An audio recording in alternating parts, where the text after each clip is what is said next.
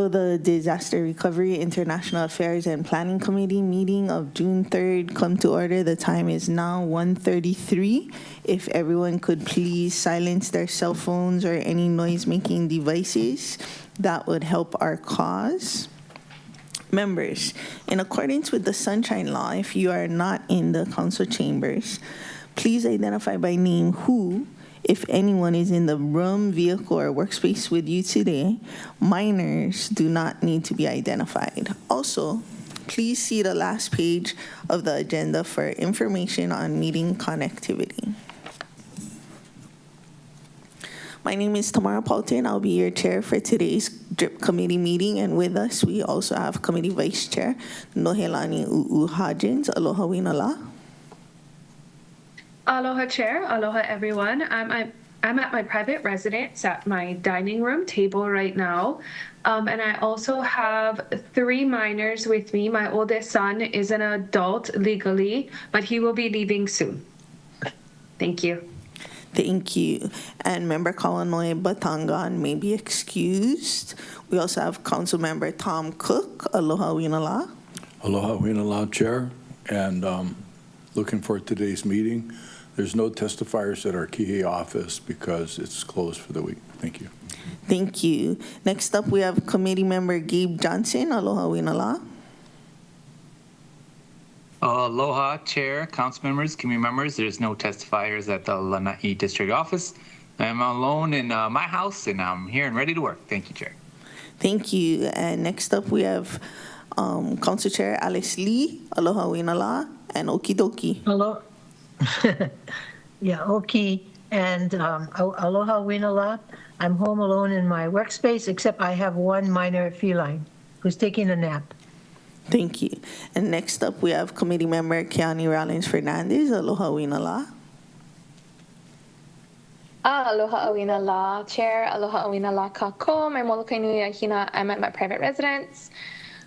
I do have my husband, McKenna Fernandez, here, and my 2 children under 18. And there are no testifiers at the Molokai District Office. Mahalo, Chair. Thank you. And next up, we have Committee Member Shane Sinensi. Aloha Winala. Aloha Winala, Chair, and Oki here at my private residence. The refrigeration specialist is here, so I'm not here by myself, but happy to join from home. Thank you. And it looks like Member Sugimura might be coming because her computer is here, but she's not here yet. This meeting of the Disaster Recovery, International Affairs, and Planning Committee of the Maui County Council is located on the traditional aina of Kanaka Oiwi, who never ceded their sovereignty to the United States.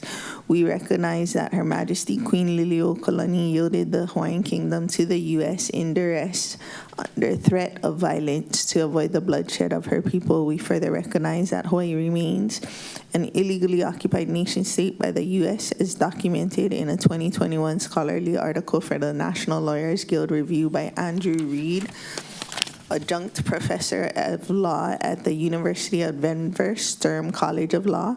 Generations of Kanaka Maoli and their knowledge systems have sustainably cared for Hawaii and continue to do so.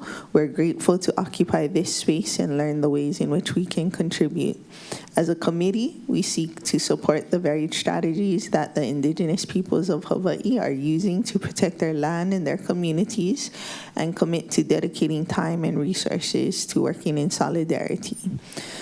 From the Administration Department of Planning, we have Planning Director Jackie Takakura, and our other resources that we have are Tara Owens, Maui Nui Program Coordinator, Coastal Processes and Hazards Specialist, University of Hawaii Sea Grant College Program. We also have Dr. Charles or Chip Fletcher, Dean of the School of Ocean and Earth Science and Technology, University of Hawaii at Manoa. Members, without objection, I will designate these individuals as resource persons under Rule 18A of the Rules of the Council due to their knowledge and expertise in coastal hazards, beach processes, and shoreline change on a statewide and local levels. We also have DRIP committee staff with us this afternoon. Ryan Ramirez is our newest legislative analyst. We have Jarrett Pasquale and senior legislative analyst James Kruger. From Corporation Counsel, we have Deputy Corp Counsel Mike Hopper. Our senior committee secretary Yvette Boutillier, and our legislative attorney Carla Nakata. I think we have Jean Pokipala as our clerk and council ambassador of Aloha, Ryan Martins, and we also have Marlene Rebuccio in the house. We will take testimony today after opening remarks and presentations on the only item in today's agenda, which is DRIP 9/11, shoreline erosion impacts on coastal properties. And so the reason that this was scheduled in the discussion of Bill 9, as we were talking about shoreline properties and policies for upzoning, it came up that those policies are not exclusive to short-term rentals or apartment condos. It's pretty much across the board, whether you're a home, a condo, short-term rental, hotel, whatever you are, if you're on the shoreline, it's pretty much facing the same problems and potentially solutions. So we kind of wanted to understand the issue and then focus in on policy discussions on mitigating climate change effects on coastal properties and sea level rise impacts. So at this time, with no further ado, if members want to view the presentation on their own computers, we have Dr. Chip Fletcher. His presentation is Granicus number 1. Welcome, Mr. Fletcher. And then we have Ms. Owens right after. Her presentation will be Granicus number 2. If members could write down any questions they have, and we can get to them after testimony. Thank you, Dr. Fletcher. Take it away. Thank you, Chair. Can you hear me all right? Tara, can you just wave your hand if you hear me?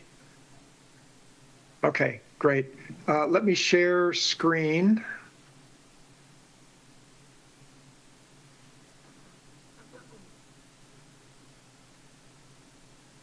And this will just take a second.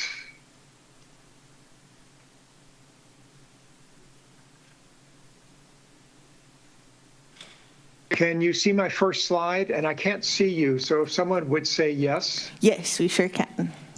Okay, It looks I'm going perfect. to, thank you very much. I'm going to walk through an introduction to sea level rise because coastal erosion is one of a set of problems that are related to sea level rise. Most of our research has been focused here on Waikiki, but we are hoping to find the funding to do similar work on Maui. But first, let's just establish that global warming is alive and well, despite what we hear out there from other venues. These are multiple data sets from 1880 up to present day showing the rise in surface temperature on Earth from each color is a different scientific agency, and you can see they all almost perfectly overlap. You might also notice the bend in this red arrow indicating that the rate of global warming is actually accelerating. And in fact, a paper recently came out just a month ago that said there has been acceleration with over 98% confidence with the faster warming over the last 10 years than during any previous decade. So global warming, despite decades of international negotiations on greenhouse gas emissions, global warming is actually accelerating. Now, NASA, along with partners in the European Space Agency have set up a series of satellites that map the ocean surface. And this is 30 years of ocean surface change. And red means that the ocean surface is rising. And blue means that the ocean surface over 30 years is falling. And you can see, obviously, the map of the planet is dominated by rising. And if you take that same data, we can show it here.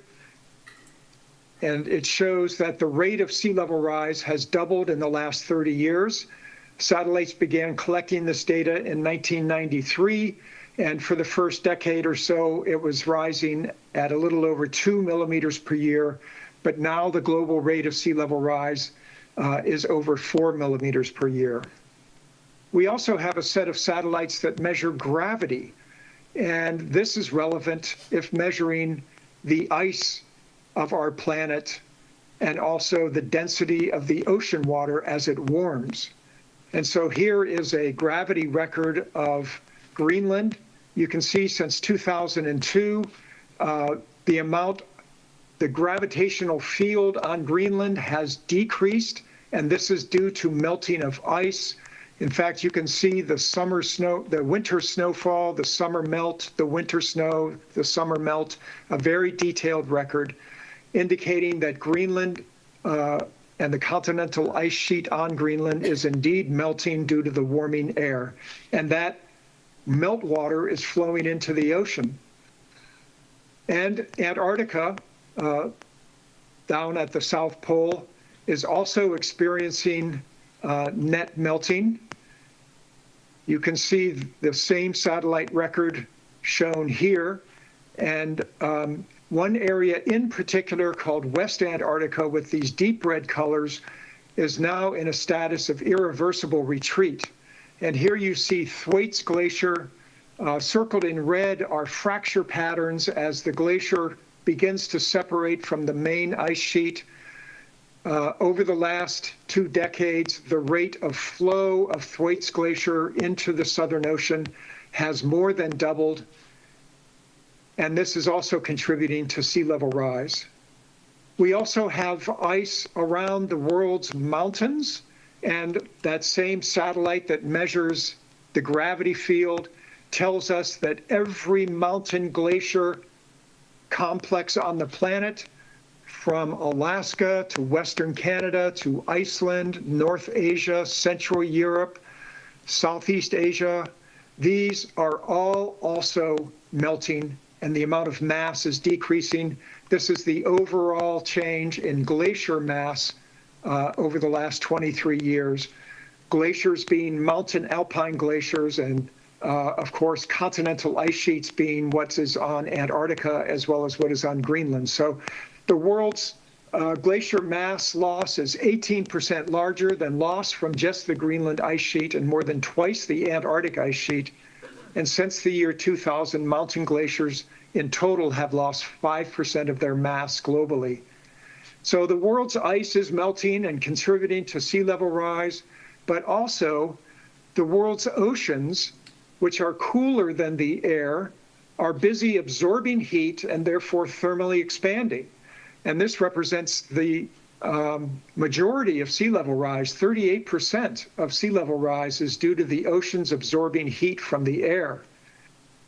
Now, the oceans are a vast body of water, and as surface currents shown in red move towards the North Atlantic, they actually circulate down into the deep ocean and travel along a path that is over 2,000 years long.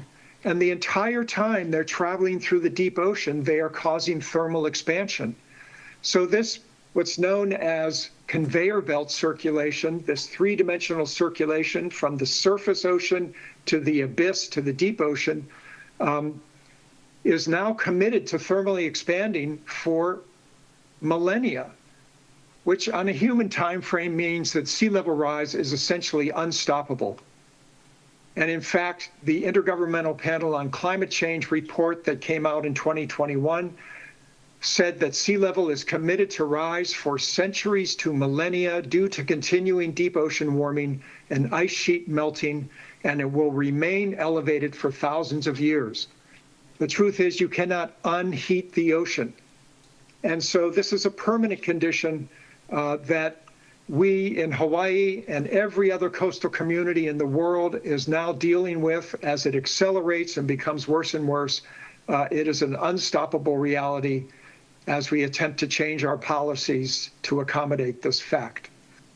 Now, there is a national task force that was set up of scientists at NASA, the U.S. Geological Survey, NOAA, and other science agencies, and they put together a set of planning scenarios for coastal communities around the country.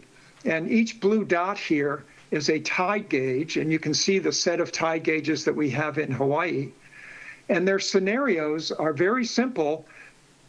They are designed for policymakers and community managers like yourselves to make plans for sea level rise, even as we are unsure how Antarctica and Greenland will behave. We know they will continue melting, but will they accelerate in ways that our models are not predicting, which is a very genuine fear. So there are these 5 scenarios, a low scenario of basically 1 foot by the end of the century, intermediate low of about 1.5 or 1.6 feet by the end of the century, half a meter, an intermediate scenario of 1 meter or 3.3 feet, an intermediate high scenario, and a high scenario. These 2 early scenarios, the low and intermediate low, would actually require that the global rate of sea level rise slow down, which at this point is a physical impossibility. So the intermediate scenario of 1 meter is now the most optimistic scenario that we can take. And the high scenario of 2 meters by the end of the century is based on rapid collapse of West Antarctica, which we cannot yet confidently predict, although we live in fear of that possibility. At each of the tide gauges throughout the U.S., the vertical land motion was modeled as well as changes in gravity around the planet as ice melts and turns to water and moves into the ocean. Those 2 factors, vertical land motion and changes in Earth's gravity field, go into a set of design scenarios for each tide gauge. And here are the design scenarios for the Honolulu tide gauge. The low and intermediate low scenarios are already exceeded by the rate of global sea level rise. The intermediate scenario for Honolulu is 4 feet by the end of the century, and the intermediate high is basically 6 feet by the end of the century. So these are the 2 numbers that the city and county of Honolulu are taking as sea level rise planning scenarios. And 8 feet would be rapid collapse. Hawaii, it turns out, will see 15 to 20% more sea level rise than the global mean, and this is because of the redistribution of mass. What used to be ice has now turned to water. Now, my research team at UH has formed a tool, an online visualization tool, and here you can see we have it turned on to Waikiki. On the left side is a slider bar where you can raise sea level at 1 foot increments. And we also have these scenarios, the intermediate and the intermediate high scenario. Now, what these scenarios provide you with is timing. So the intermediate high scenario is turned on, and that indicates 6 feet by the year 2100, 3.8 feet by the year 2080, about 2 feet by the year 2060.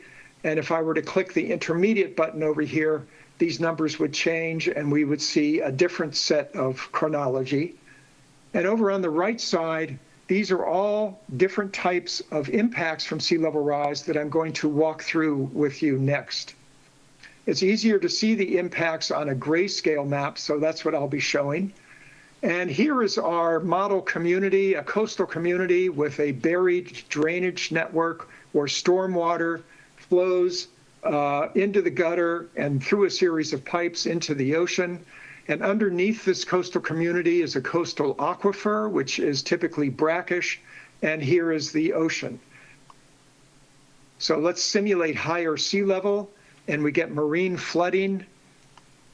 And that simply is assuming that the ocean, now at 4 feet of sea level rise, flows and fills in areas at high tide that are lower than 4 feet of sea level rise. And in green are areas that are topographically lower than 4 feet of sea level rise at high tide, but not connected to the ocean. So this is called hydrostatic or passive flooding. It's the simplest way of simulating flooding, but it's wrong in many different ways, and I'll show you. The next thing is we have waves. Everybody in Hawaii is aware of waves, and as the ocean rises, of course, waves are going to run up in our community.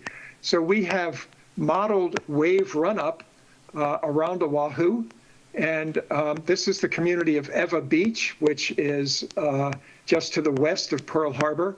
And in the year 2050, with 1 foot of sea level rise under the intermediate scenario, you can see a typical Southern Ocean summer swell event and how it runs up across the beach. However, at 2 to 3 feet of sea level rise, every summer, a swell event is going to punch into this community and damage homes. And here we are at 4 feet of sea level rise under the intermediate scenario. By the end of the century, every summer, typical swell will run into the community. This is not storm surge. This is just a typical surf, grab your board and go out. What we're modeling statistically is the average high wave of the year from buoys, which are located offshore that have been put there by NOAA, directional wave buoys. And so back to our Waikiki test area, everything in pink is a combination of passive flooding with waves on top of that. So this is annual wave-driven flooding. These are seasonal high waves, not storm surge. The next impact is shoreline erosion. We have an erosion model that is used by the U.S. Geological Survey. It is their national erosion model, and we are applying that here in Hawaii. We're all very familiar with erosion as a problem, and Tara will be telling us more about that.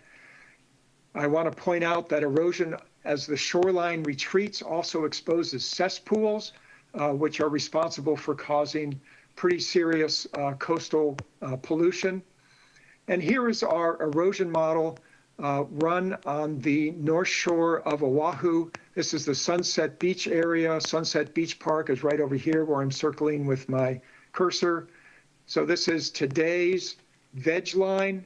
There's 1 foot of sea level rise, 2, 3, and 4 feet of sea level rise. We have hundreds of homes and miles of road that are threatened under this intermediate scenario by the end of the century. And of course, coastal hardening as a response to coastal erosion means you're not going to have any beaches. And beaches are a public trust asset for the people of Hawaii, and they also are the backbone of our tourism economy. So this is our erosion model. We run a probabilistic model. This is the 80 percentile probability of erosion under 4 feet of sea level rise, which is the, by 2080, under the intermediate high scenario, it's 2080. Under the intermediate scenario, it would be the year 2100.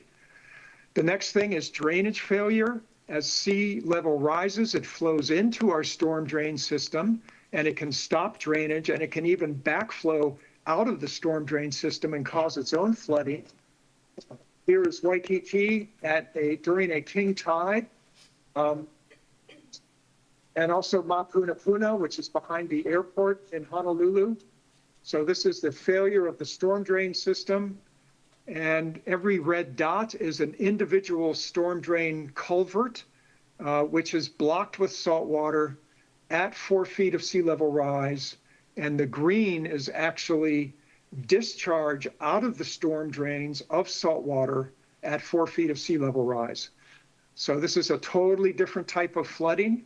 And each of these flood styles requires their own mitigation step in terms of architecture or engineering. This is at high tide, a storm drain. We've pulled the manhole cover in downtown Waikiki. In fact, 71% of storm drain outfalls in Waikiki are already submerged below water at high tide. And all we need is 2 feet of sea level rise, and 100% of the drainage in Waikiki will be shut down. Basically, this is the end of gravity-based drainage, meaning that we need to turn to pumped drainage. We also have this aquifer that sits under our communities. As the ocean goes up, that aquifer will rise and lead to groundwater inundation. Here's Dr. Shelley Habel of the Sea Grant program measuring the water table under in the basement of a resort in Waikiki. You can see that they've already started to wrap their vertical columns, which have rebar in them and which will rust. They've put this wrapping around the vertical columns using a cement wrap to attempt to protect the rebar from corrosion with the rising water table. And they've put this pump in there because they recognize that during king tides, they have a flood issue in their basement. And they have, it's pretty standard to be pumping water out of the basements across all of Waikiki. And here is our model result for groundwater inundation, again, at 4 feet of sea level rise. All of our modeling is for high tide in the future. And in orange is where the water table will be less than 1 foot below the ground. And in yellow is where the water table will be between 1 and 5 feet below the ground. And so this is relevant to our buried infrastructure, buried freshwater pipes, buried sewer pipes, and also this water table will damage roads by sapping or eroding the base, the gravel base of the roadbed, leading to persistent potholes and road collapse. We also in downtown Honolulu have a pollution problem. Sitting on our water table is World War II diesel fuel and gasoline. And as the water table rises, these pollutants will surface as well. And so this is our, all these problems. The one that we have not talked about yet is when it rains at high tide under higher sea level. That's called compound flooding. And this is an example of compound flooding on December 5th, 2021 in Waikiki. We had a Kona storm with the wind blowing on shore. There were large waves created by that wind, and there was a king tide at the same time. And this is Kalakaua Avenue, the third most valuable shopping block in the United States. And here's our compound flood model of that particular Kona storm. And so our website allows you to determine the actual water depth, which is important as well. So rain plus high tide equals compound flooding, and it's already a problem. So there are all the hazards, not just erosion, and I will stop at this point and turn it back to you. Thank you. Thank you so much, Dr. Fletcher. As you stop sharing screen, we'll transition to Tara Owens' presentation. There we go. That should work. Yep.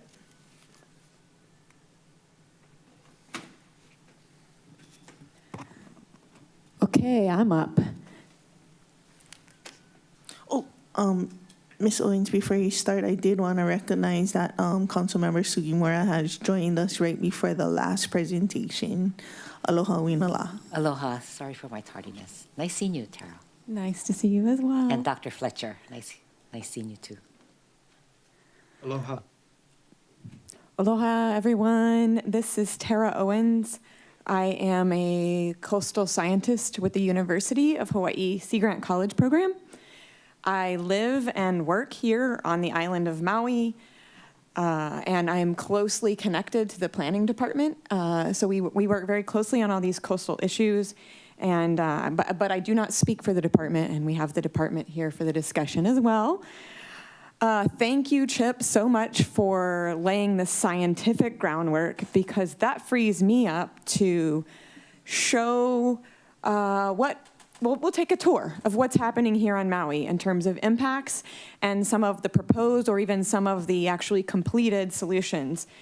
So I will jump right in. And I don't have a large group here in the audience, but when I do, sometimes when I talk to community groups or school groups, I start off with this question and we take a vote. So looking at this photo here, which future do we want? This is option A. This is actually a restored coastal dune at Charlie Young Beach Park in South Maui. Or option B, this is a failing seawall at the Ma'alaia area on Maui, and the sign reads, "Danger, seawall is crumbling, do not climb on it." So of course, when I pose this question, I always get everybody ubiquitously, unanimously votes for option A. We'd rather our shorelines look like this than this. And so it's interesting because obviously we're gonna choose A. Where it gets really difficult is how we, and where perspectives diverge in our communities, is how we address these issues, how we try to extract ourselves out of the decisions of the past, and how we make different or better decisions going forward. And it can be very complex. So this is that site in Ma'alaia in 2019, and this is a more recent photo of the same site. So this is one of those opportunities that are kind of rare, where we were able to remove the hard infrastructure and renaturalize the shoreline, working with the planning department and the landowner. And so sometimes this is possible. Other times it's more challenging to accomplish this. You can see the property closest to me in the foreground still has failing seawalls, and we're still struggling with the same erosion issues at that property. This is a photo from last year, about this time, of the Waiakoa Bridge in North Kihei or North Kulakai. This is interesting because this is flooding that is coming from the ocean. We're currently in the same king tide season right now, and even as of yesterday, I think these same conditions were experienced on Waiakoa Bridge.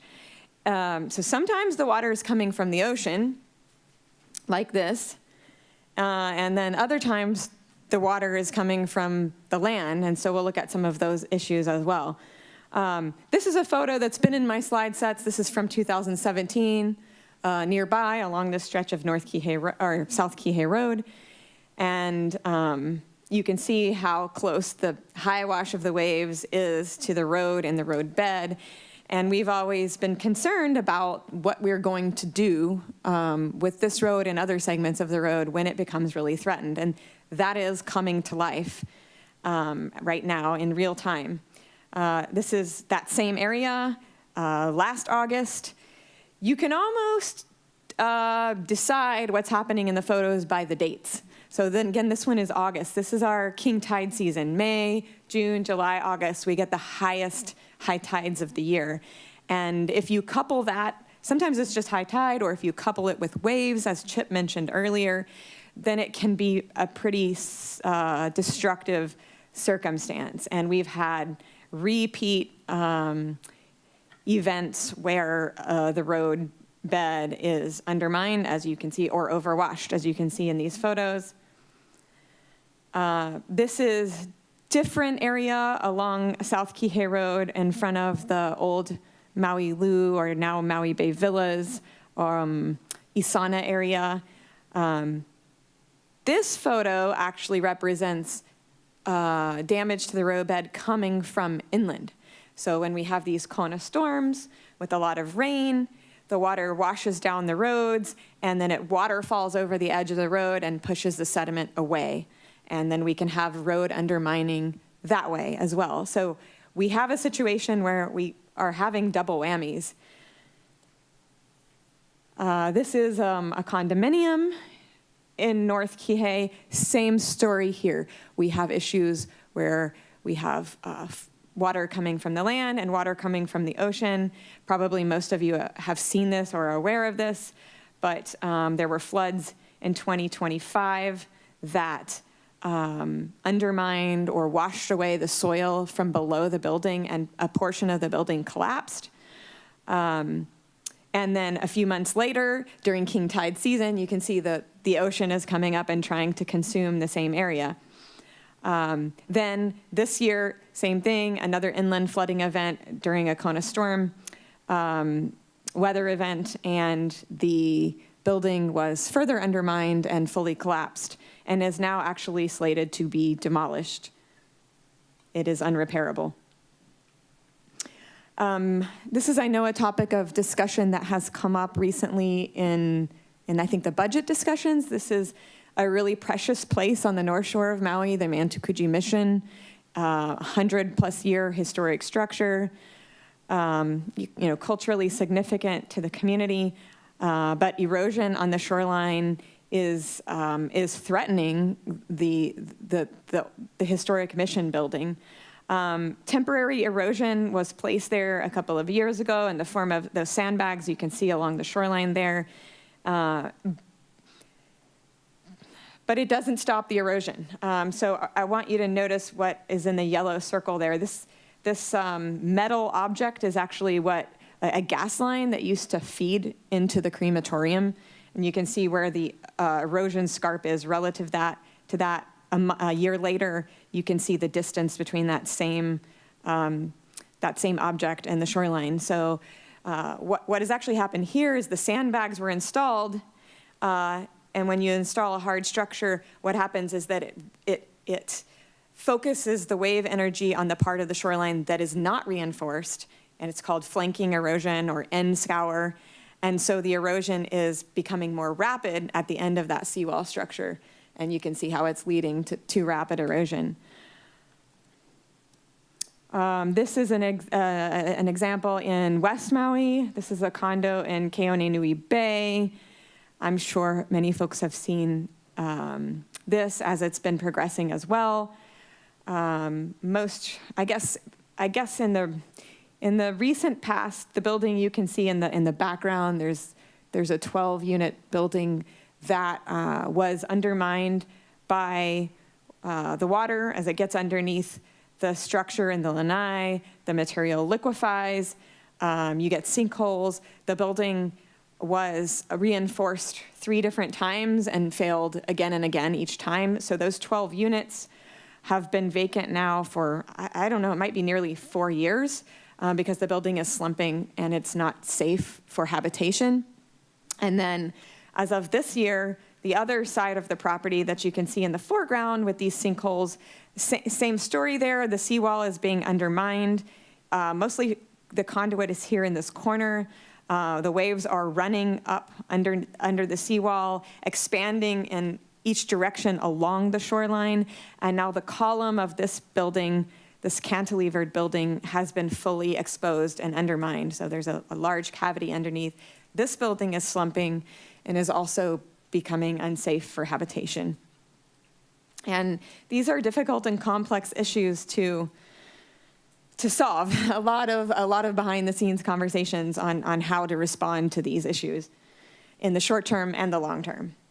And although, that's just a few of many examples around the island, you can see a few other examples here.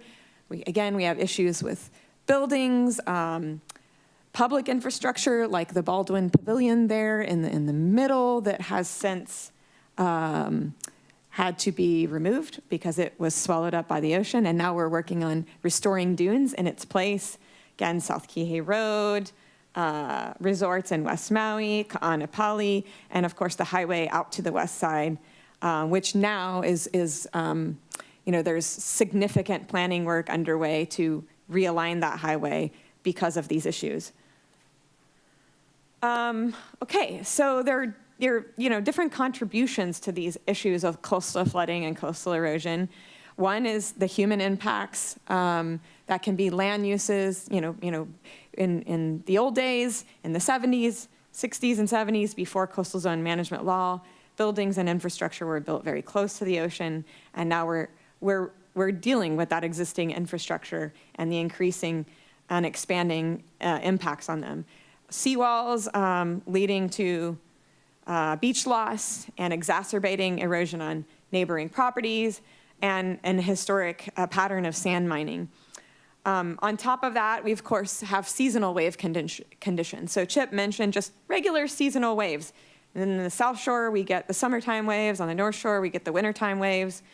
Over the long term, as sea levels rising and our beaches narrow, because basically they're starting to drown beneath sea level rise, then we no longer have the natural infrastructure or the natural buffers to ward off these seasonal wave conditions. And so that's why we're starting to see more and more impacts along the shoreline.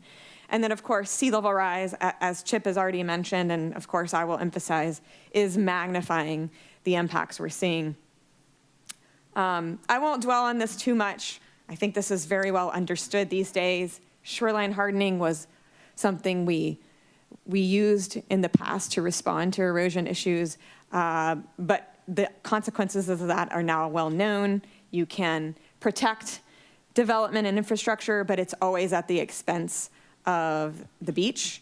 And in the long run, almost always seawalls end up failing. And then, of course, we have these seasonal beach adjustments. This is what beaches do. If you have healthy beaches and dunes, they adjust to these seasonal swells. But as they disappear in the face of sea level rise, and as the beaches get pinched out between the ocean and the land uses behind them, we no longer have that natural buffer, and we start to see, this is from Kaanapali a couple of summers ago during a South Swell event, and we had the public walkway collapse. Okay, Chip talked a lot about the modeling for sea level rise, and we're fortunate to have all of that data that has come out of the University of Hawaii and has given us the tangible information we need to develop plans and policies and responses. And I think everybody's probably familiar with the Hawaii Sea Level Rise Viewer. It models and maps the 3 ways that sea level rise affects us, which is passive flooding or high tide flooding, like we're seeing at the Waiakoa Bridge right now. We have annual highway flooding, the combination of sea level rise plus seasonal waves. And then we have erosion, which is land loss. Now, for Maui, we still are working with the planning target of 3.2 feet of sea level rise. You heard Chip mention that the science has progressed and carbon emissions have not been curbed. So the projections of sea level rise are now higher, and we're expecting for, an intermediate scenario for Maui is something like 4 feet of sea level rise. We do not yet have the mapping to support that. So some of the mapping Chip showed for Waikiki is not yet available for Maui. And he can speak to this if you want to ask him, but I think part of the problem is the federal funding. A lot of the federal funding that was going to support statewide mapping updates collapsed under the federal funding issues. We know a lot. We have good mapping. So a lot has happened in the last decade in the time that I've been around, which is heartening. People are paying attention. Our decision makers, including all of you, are using that information to try to improve our situation. So a lot has happened at the state level. Some examples here, we have climate and sea level rise has to be included in environmental assessments. There's been updates to the Coastal Zone Management Act, namely that now statewide seawalls are no longer allowed for private property on sandy beaches. Another big one was that for development on the shoreline, they now have to come in for major special management area permits with public hearings at the Maui Planning Commission. State agencies have assessed and planned for sea level rise for their assets.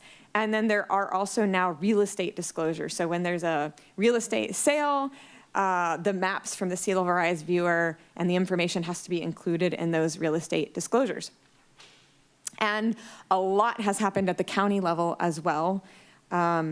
Every single department, so parks, DEM, Public Works, water, have undertaken vulnerability assessments. So looking at their assets in the context of sea level rise. The community plans, which are sort of the longer term, plans for development in our communities, are, of course, incorporating this information as well. Our hazard mitigation plan under MEMA looks at this data as well. The shoreline setback rules were updated in 2024. I'll come back to this, but to include projections of erosion with sea level rise. Lots of regional resilience projects, some of which were enabled by Maui County Council and have been discussed in Maui County Council. I have a list of just a few there. Kapukaʻulua Dune Restoration, the Wetlands Overlay Mapping, Environmentally Sensitive Areas Atlas, a Ma'alaya Resilience Plan, West Maui Wave Impact Modeling, and a Molokai Resilience Plan are just a few. And then also the council created the Managed Retreat Revolving Fund, which was something very unique and progressive for our state. Okay, so that all leads to, we all see the impacts, we all talk about the impacts. How are we responding to the impacts? So this is what we sometimes call the Coastal Resilience Toolbox. There aren't that many tools in the toolbox, but they range from the top end of the spectrum, which is, to protect or resist sea level rise and erosion by armoring the shoreline, which is typically what we did in the past, and as we said, has a lot of impact. To the other end of the spectrum, which would be to do nothing and to let things fall into the ocean, which of course is also not very desirable. So the coastal planners that I work with at the county and the state really try to focus on these preferred strategies in the middle. Things like accommodating sea level rise and erosion if we can, and flooding. Maybe we elevate structures, maybe we reconfigured them. There's ecosystem-based adaptation, and that takes on different forms. It could be dune restoration, beach restoration, wetland restoration, stream restoration, and reef preservation or restoration. And I've highlighted that one in blue because I want to show some examples after this. And then managed retreat, which can come in the form of setbacks, required buffer between the ocean and the development.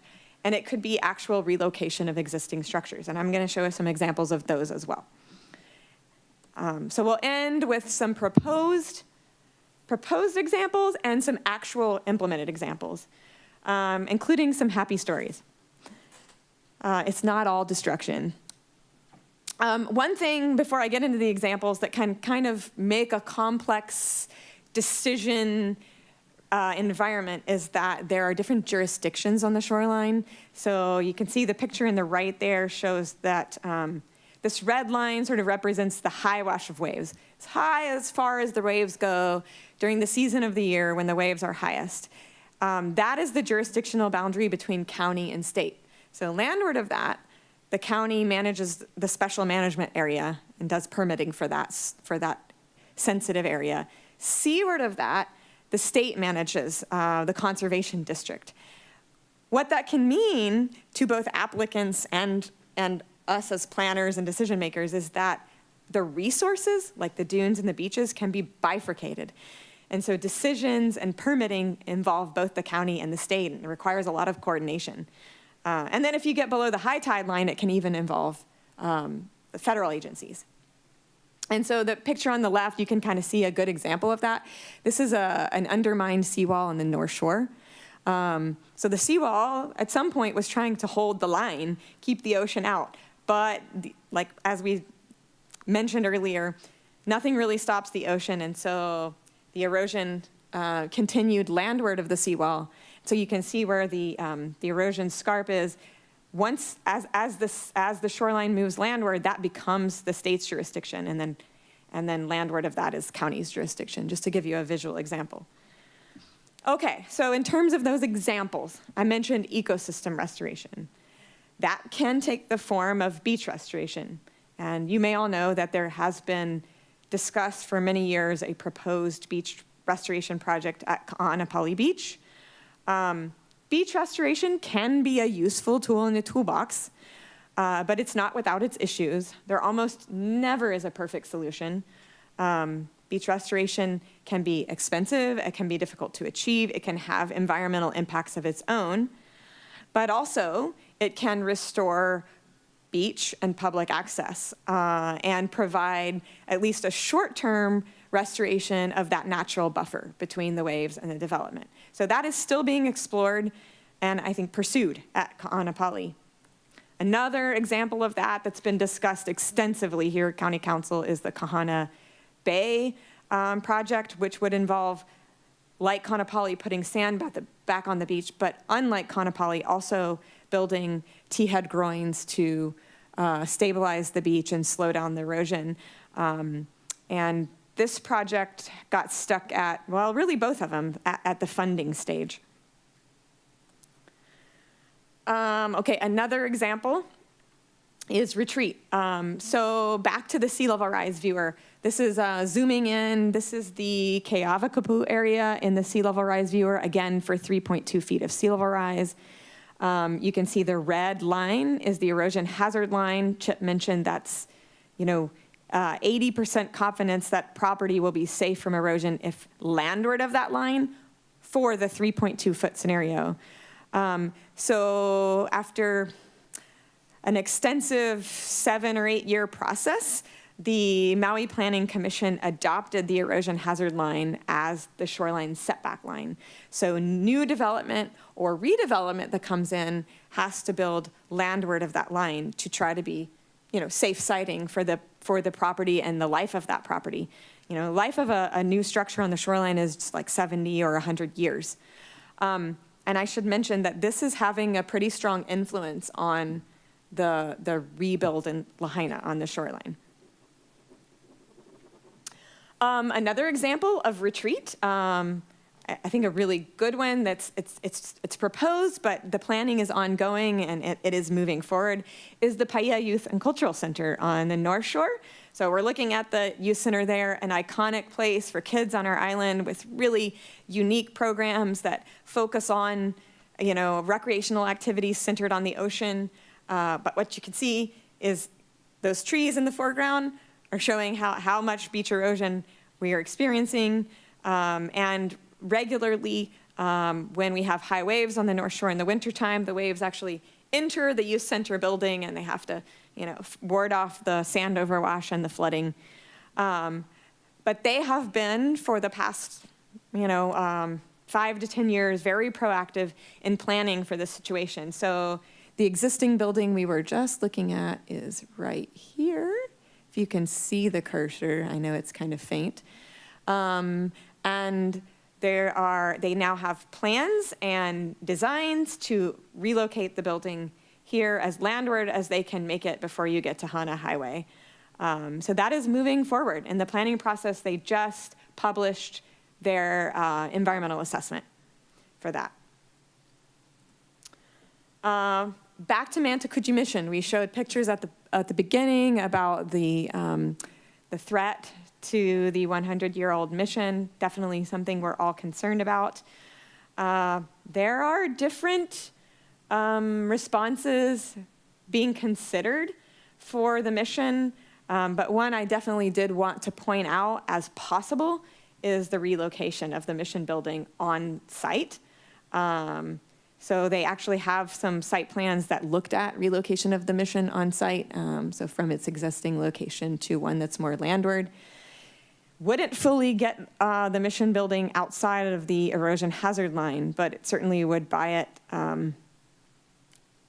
more time without collapsing into the ocean. The conditions right now are getting very difficult because even this short-term sandbag protection is very difficult to maintain, has to be rebuilt every single year, if not multiple times a year. And we're really concerned about getting to a solution that will save the building. Dune restoration, one of my favorite topics. I have a Sea Grant partner here on Maui, Wes Kryl, who's our dune restoration coordinator. That is also supported by the County of Maui Planning Department. Here's an example of degraded dunes versus healthy restored dunes. This is one of the tools in the toolbox that is a lot of bang for the buck, because a lot of times it doesn't cost much, but it can make a big difference if it's a feasible solution at that particular location. And we have many examples around the island. Here's one I would like to show that is a really nice success story. This is Kapalua Bay. That's Merriman's in the background there up on the knoll. The seawall and the hard infrastructure that existed there was undermined. You can see these wooden slats in the seawall there. There is a sinkhole behind it. But the seawall itself wasn't really protecting any infrastructure. So we were able to work with the Kapalua Resort Association, the planning department, Sea Grant, to remove the hard structure and renaturalize the shoreline. And this is just a picture from right now in just May 2026 of what that location looks like without the seawall. Beautiful native plants. And I'll turn this on while I'm talking. This is a video of immediately after the seawall removal and the dune restoration project. It opened up that space for a hawksbill turtle to nest. There hadn't been nest in there in 20 years. And they had a 98% success rate of the hatchlings. Tourists actually captured the hatchlings coming out and going into the ocean because that hard infrastructure was removed and the shoreline was softened to make way where a turtle could nest. So it's a happy story for everyone.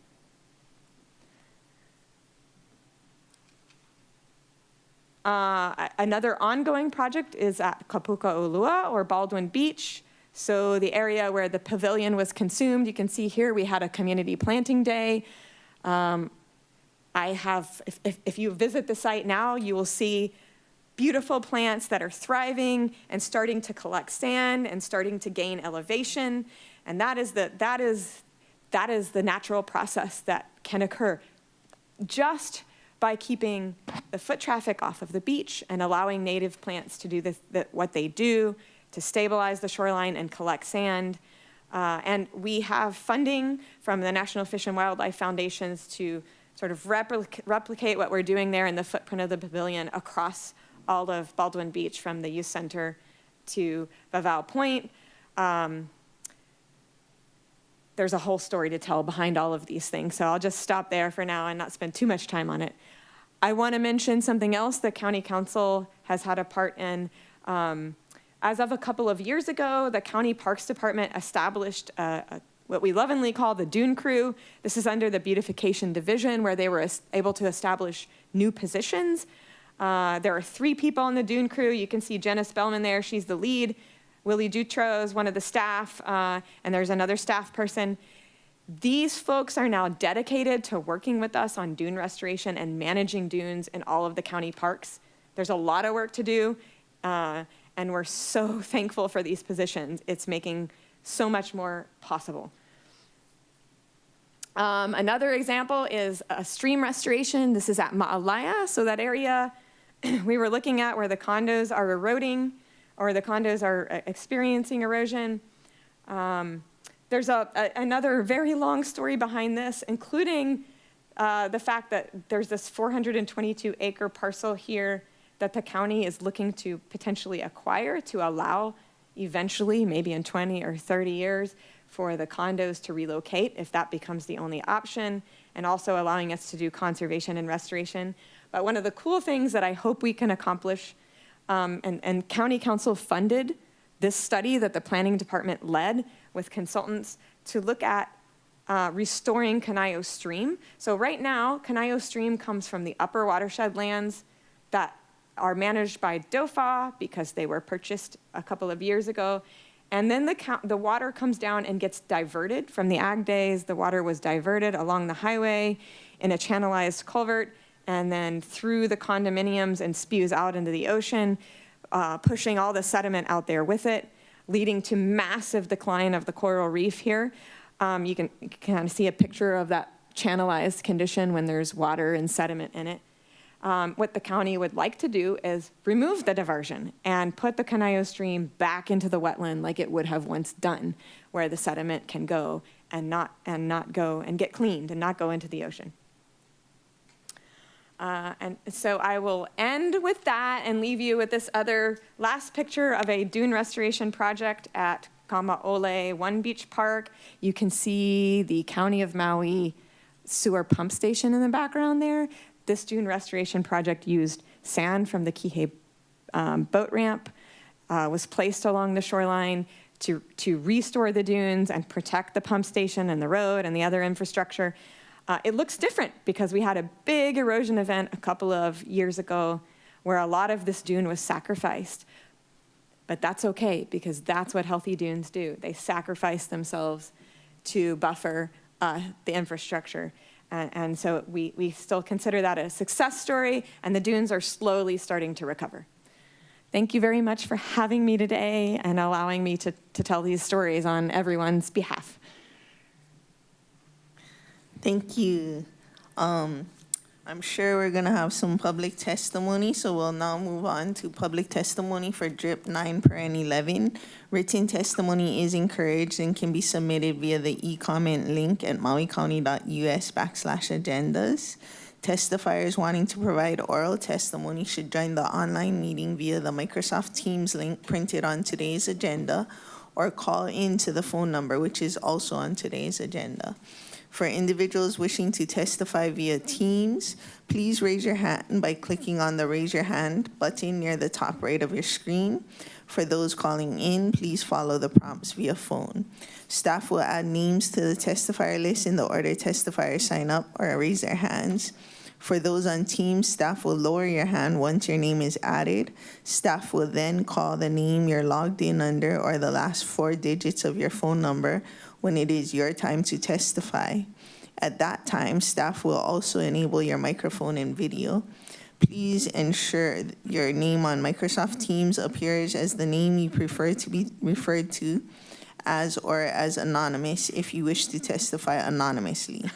If you are in person, please notify staff that you would like to testify anonymously. Otherwise, please state your name for the record at the beginning of your testimony. Oral testimony is limited to 3 minutes. If you are still testifying beyond that time, I will kindly ask you to complete your testimony. Once you're done testifying, or if you do not wish to testify, you can view the meeting on Akaku Channel 53, Facebook Live, or mauicounty.us/agendas. At this time, we will call on testifiers wishing to testify on DRIP 9/11. Staff, can you please call the first testifier?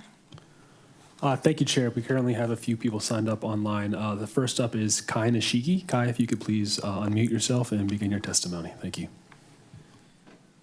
Thank you, committee chair and members. Thank you also to Tara and Dr. Chip Fletcher for helping to educate our community and policymakers. Lots of information to digest there. Hopefully this body will be discussing policy choices that this body can make, especially in regards to land use, housing, and funding decisions. Talking about Bill 9 and H3H4, I really don't believe, and I hope that this council is asking if we should be encouraging local families to invest their life savings into coastal hazard areas simply because these units may become available. We also don't want to encourage investment or raise property values for offshore investors to falsely think that they are just going to come and suck all kinds of money out of Hawaii and then leave us with crumbling, failing buildings on the shoreline. So there really needs to be some discussion about protections being in place. At the state legislature this year, Surfrider worked on a bill, Hawaii Coastal Resilience Acquisition and Leaseback Program, which really discussed hazard adjusted values for shoreline properties and them being acquired by the county, state, or land trusts and being utilized for a limited time occupancy that could be utilized for workforce housing. So that is an option, but I really want to also focus on funding policies and funding guardrails. We have, like the slides showed, a number of funds created to facilitate retreat. Yet at this time right now, predatory companies are coming in and seeking funding, and they are utilizing it to put in temporary shoreline hardening that has never gone through proper environmental review. So really think that there needs to be a intense look at all of these funds and making sure that we have guidelines and protections so that we are not, there should be a prohibition of use of county adaptation funds for projects that interfere with natural beach and ocean processes. We can't be prioritizing adaptation and hazard mitigation and long-term stewardship at the same time providing, money that entrenches folks to stay in these coastal hazard areas. I'm not sure, was that the bill? And testifiers have no timer or anything online, so it's really hard to know if we're at time.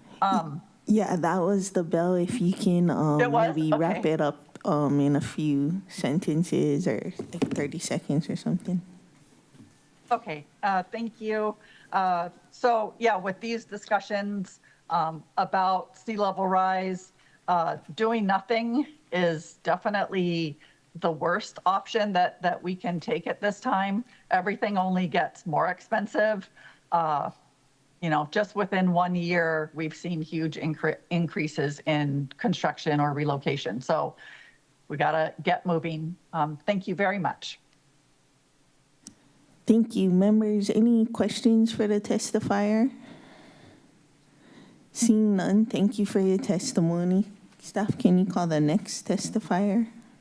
Thank you, Chair. The next testifier we have signed up is Christian Balagso. Christian, if you could please unmute your microphone and begin your testimony. Thanks. That's our just resident. for the West Maui office. It'll Yeah. be somebody else. Okay, go ahead. Thank you, Luna Ho'omolu-Fontaine, for letting me share your space, and Nali Mahana. And thank you for the committee staff. And mahalo to all the presenters, and a special shaka for Corp Council. I am upcountry resident, Jassy Long, and lame ducks might think that this agenda subject would not be a concern atop Haleakala, but as the Hawaiians know, Waiakawa goes all the way from the top of the mountain to the bottom of the sea.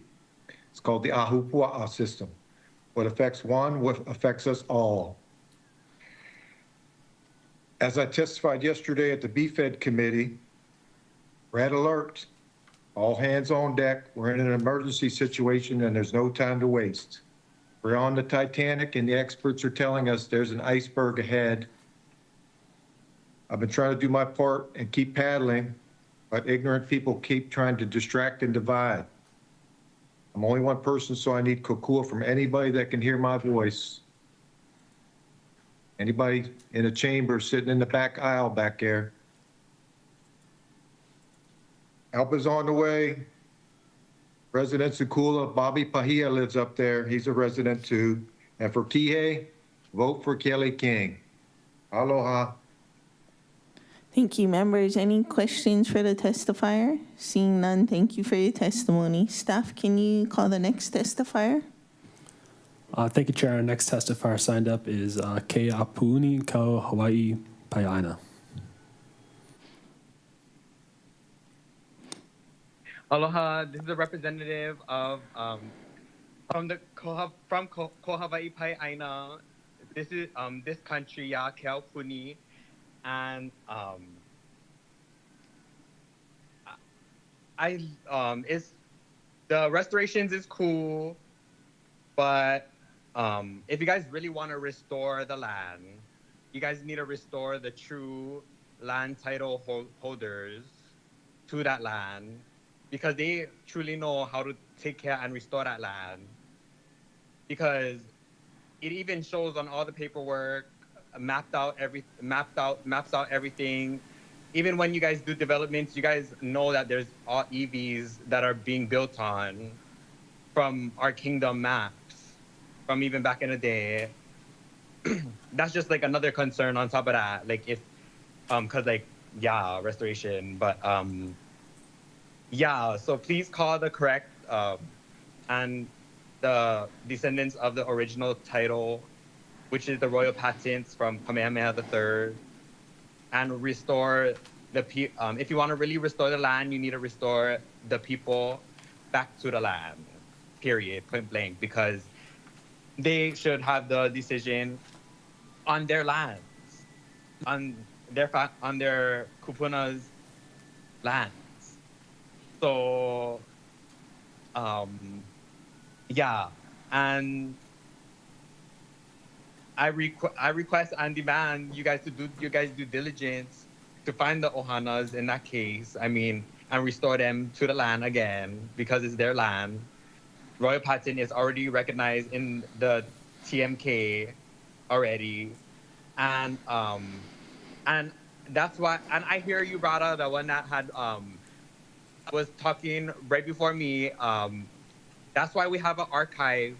All of you guys in the chairs, you guys should know our laws from the kingdom because it's still valid and legal today, made by Kamehameha III, only in the Hawaiian language now, not the English one, because the English one gives out the wrong one, give out all the wrong rules, those fake rules, okay, and gotta follow the law. We gotta do it. You guys gotta do your due diligence, follow the law, Kamehameha III's laws, restore all the people back to the lands that they own forever, because it's the meets and bounds of this country and the titles of the meets and bounds, hello, and follow the law, period, point blank, and restore the people again.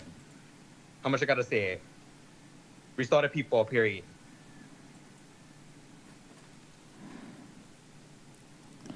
Restore the people if you really like restore the land. Yeah, if you really like restore the land, restore the people. Thank you for your testimony. Members, any clarifying questions for the testifier? Seeing none, thank you. Can you call the next testifier? Thank you, Chair. That is all the individuals signed up to testify. But if anyone else would like to testify, please come up to the podium or use the raise your hand function on Teams, and we will unmute you. I'll provide a brief countdown. 3, 2, 1. Chair seeing none. No one has indicated they wish to testify. Thank you. Members, without objection, I will now close public testimony. No objection. Okay, members, I would like to open the floor for discussion. I propose as many rounds of questions as we need, although tonight is the Wednesday night community meeting at Lahaina Intermediate School. So if we could be out of here by like 4:50, that would be great. And I wanted to remind folks, while Ms. Owens and Dr. Fletcher are a wealth of knowledge of all the things, and I definitely want you guys to have your questions answered, we want to kind of focus in on policies that we're looking to implement in regards to, if there's a change in zoning or a permit entitlement or anything like that, what kind of things we can do to try and mitigate the sea level rise that is coming, the stacked events. So if we can kind of, I do want you guys to have questions answered, but that's kind of the reason for this education. When we did Bill 9 and we talked about potentially upzoning some of the shoreline properties, it was important to notice that we're not trying to punish short-term rentals. It's a shoreline issue, not a short-term rental issue. So we can start out with 4 minutes per member, and if that's too much or too little, we can adjust it. I'll start off with Committee Vice Chair Nohe Hodgins and go around like that to next to Member Cook, just go down the line and then end up with Member Sinensi, if that's okay with you folks. All right, 4 minutes. Go ahead, Committee Vice Chair Hodgins. Thank you, Chair, and thank you very much to our presenters. That was a lot of information. I really appreciate it. if I could ask Dr. Fletcher, I'll put some respect on that name, a question on one of his maps, and I'm trying to find it. It was where, okay, I found it.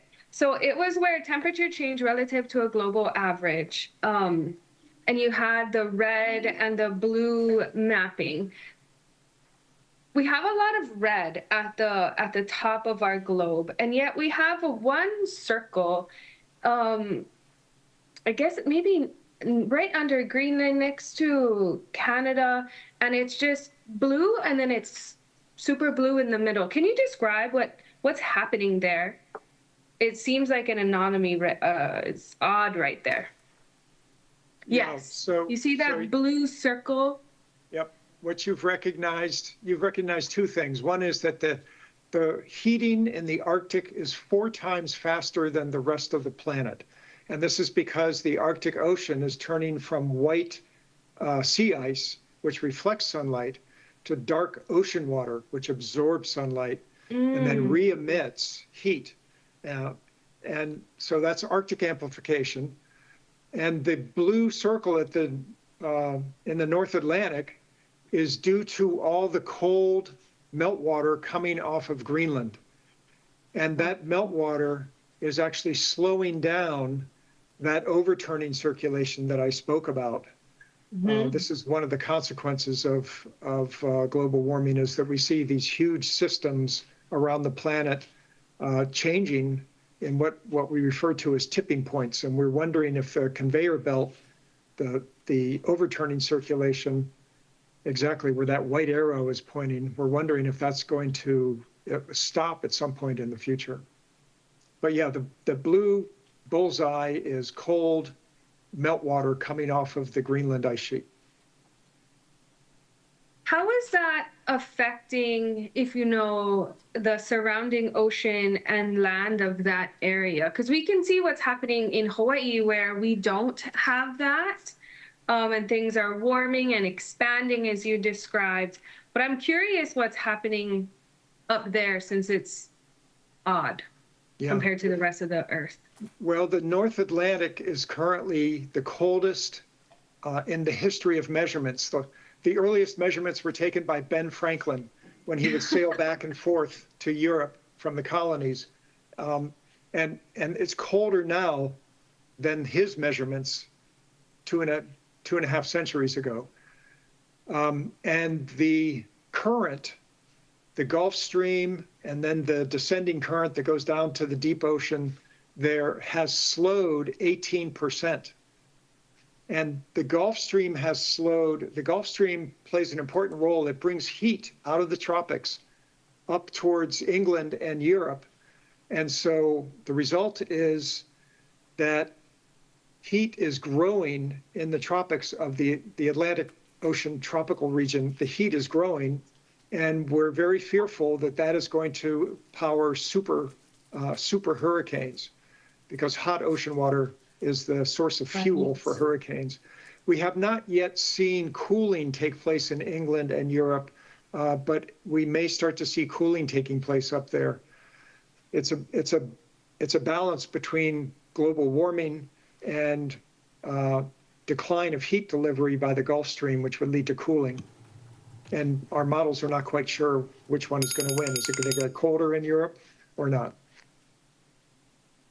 Thank you. I appreciate that. I do have more questions later, Chair, and I know, thank you for giving us time to address the other panelists, but thank you very much, Dr. Fletcher. Thank you, Chair. I heard the bell.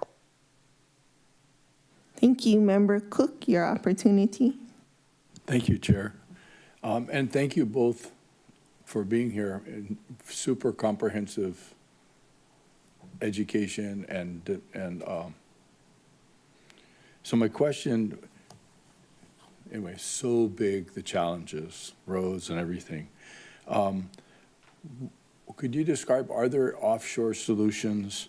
I was reading like the Artificial Reef Program and other ones. Are there offshore solutions to assist mitigate storm surge and some of the things that aren't necessarily going to stop sea level rise, but would potentially add some protection to the coastal area without hardening the beach? So artificial reefs have been used around the world for decades, and they are effective at decreasing wave energy. They create an energy shadow area behind them, and so that tends to trap sand. In fact, there are areas where offshore, if you have a very small little islet, you very often have sand accreting out and connecting to that islet from the shoreline behind it. The problem is the sand that you trap was on its way someplace else on the shoreline. Sand is a zero-sum game. And so if you build a structure designed to stop erosion in one area by trapping sand, you're very likely taking it away from some other area on the nearby shoreline. And so it often ends up causing more problems than it solves. Thank you for that. I'm wondering, like, there's such a variety in places like in Paia, and I'm not pronouncing it right, the Montukichi, there used to be a beach. There's a little beach there. It seems like an offshore mitigation there could potentially be beneficial. It seems like I don't know how a dune renovate, what we're doing in Kihei, which is demonstrated to be effective, how that potentially would work over there. So I'm just asking about, is there various solutions for various type of areas that are being considered? Yeah, thanks for the question. There, of course, isn't a one-size-fits-all solution. Solution has to fit. It's right solution, right place. Is dune restoration possible at Montukichi? It is not. It's too late for that. You need enough of a stable beach to support a dune system. You can't build a dune system without a stable beach. So dune restoration alone would not be effective at Montukichi. The consultants who have been working with the mission have considered a small-scale beach restoration project whereby they'd be just placing sand back into the cove to, kind of maybe reestablish a beach similar to what existed in the past before it eroded. That potentially could be done. It, though, has a lot of questions you would need to answer before you could pursue something like that. Namely, where would the sand come from? We could talk more about that for the North Shore if folks were interested. And beach restoration is a temporary solution because sea level rise and erosion doesn't stop. So once you put sand back on the beach, it's just going to continue to erode away. So you'd have to find a way to have a recurring management program. You were asking about offshore structures as a third thing. From an engineering perspective, that could be studied and looked at and modeled. Chip already described maybe some of the downsides to doing something like that. Also, building an artificial reef for erosion mitigation versus, we have had artificial reef programs in Hawaii that have been focused on ecosystem restoration, creating more coral, creating more fish habitat. Those are in deeper water. Those aren't for erosion mitigation. So those are those are quite different projects. Doing it for erosion mitigation is possible from an engineering perspective, but would have to be well studied, and we haven't seen examples of that here in Hawaii, and I don't know. I think the permitting pathway for that might be very difficult. Yeah, there'll be a lot of. Thank you. I'll follow up on my next question. Thank you very much for your answer. Thank you, Chair. Thank you, Member Cook. We have reached the halfway mark of the meeting. Is anyone opposed to like a 10-minute recess, pause for the cause? I mean, I can hold it if you guys don't want to, but doctors say that's not good for you or something. 10 minutes? Okay. So we'll be back at 3:07. 3:07, recess.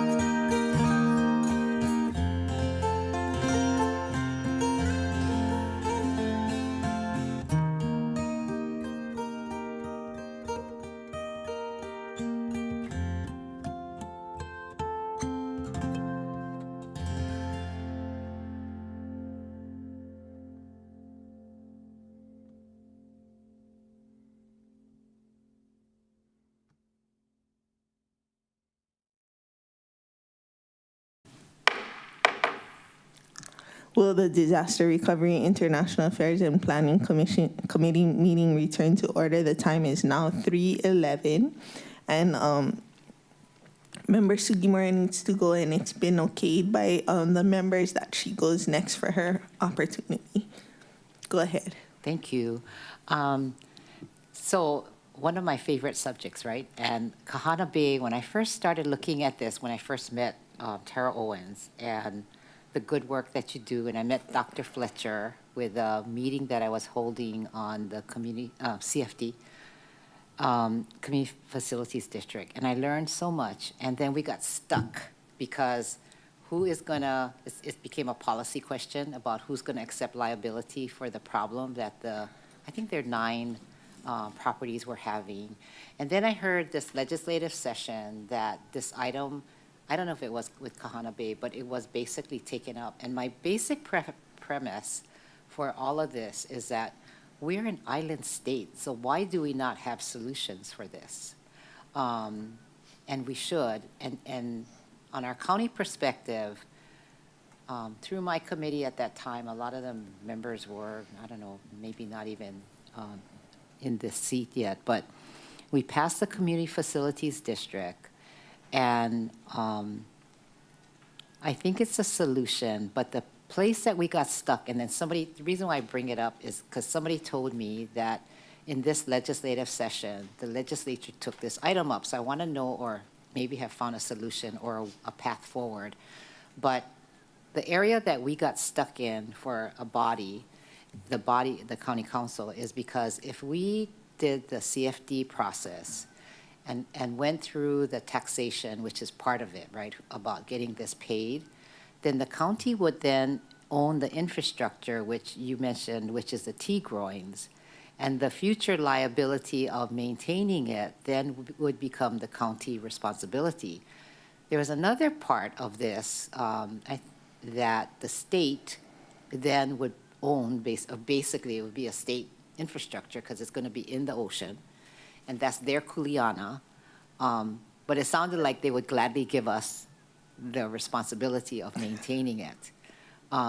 It sounded like the earlier discussion today about a hot potato, or was it yesterday? A hot potato. That was yesterday.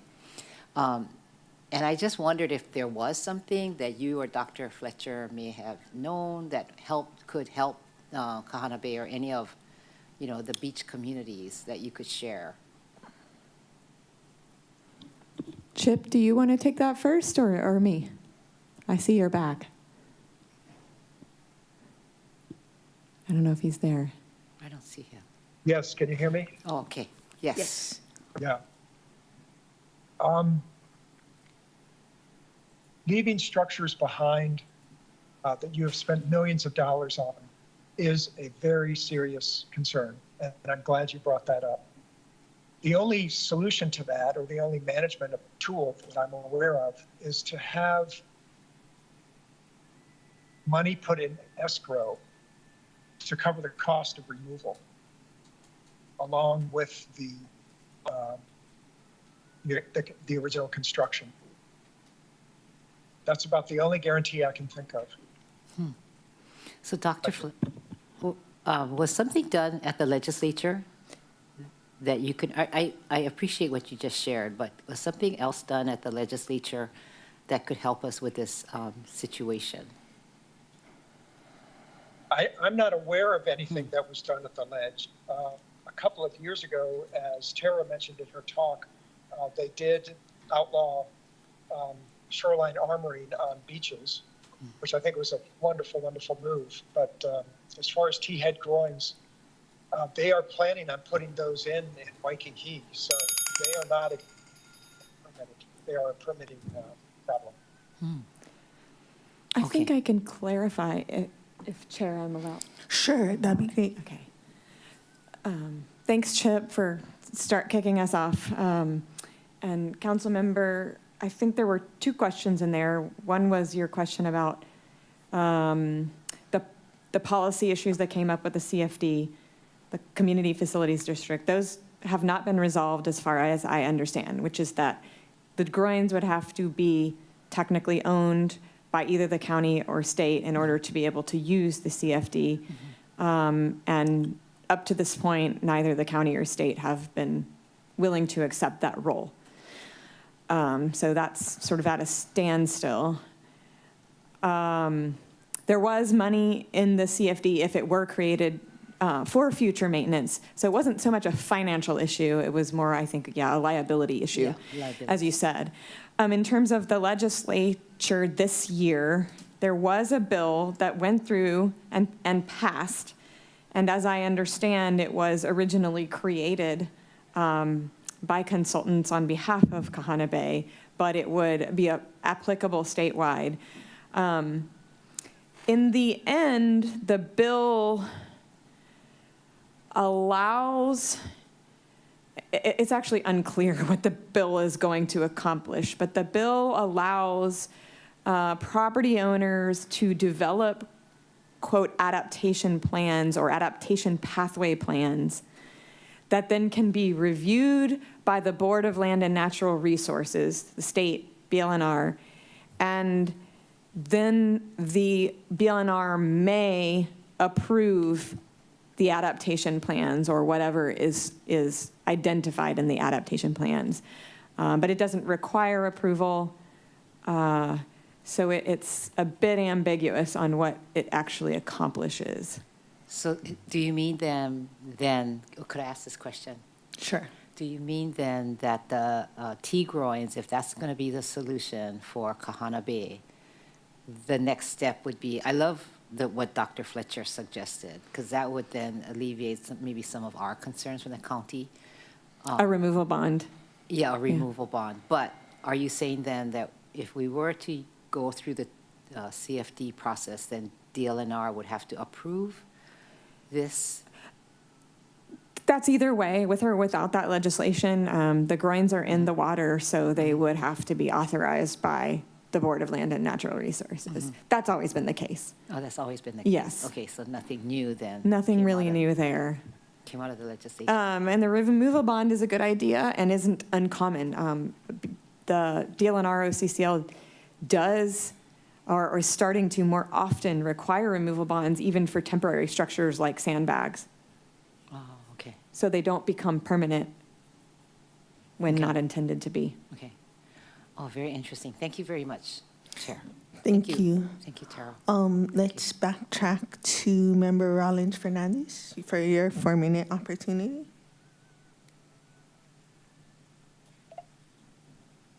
Mahalo, Chair. All right. Mahalo, Dr. Fletcher and Ms. Owens for the excellent presentations, reminding us that we live on islands. Just as it's not our kuleana to guarantee businesses make profits, it's not government's responsibility to guarantee someone has shoreline in perpetuity by stopping the course of nature and the evolution of islands to atolls. Individual owners must take personal responsibility for the business decisions they make in building on the shoreline. Profits were made for decades, and we have a constitutional responsibility to protect the public trust. Okay, my questions. So first, we had, someone had a brilliant idea to introduce invasive fish like ta'ape and to'au and roi that eat all the baby fishes, such as uhu that make the sand that helps protect the shoreline and restore the dune. Does anyone have any information on like doing a uhu project to try to increase the number of uhu so we can increase the amount of sand that we have? That's a very interesting question. I can tell you that we have radiocarbon dated the beach sand on a number of beaches, and it is centuries to millennia old. Typically, it's 1,000 years old. And so creating more sand from the reef is not going to be a natural, it's not going to be a natural solution here. When sand is 500 to 1,000 years old, it means that nature took that long to produce that sand. And we've radiocarbon dated dozens of sand samples and never found a modern sand sample.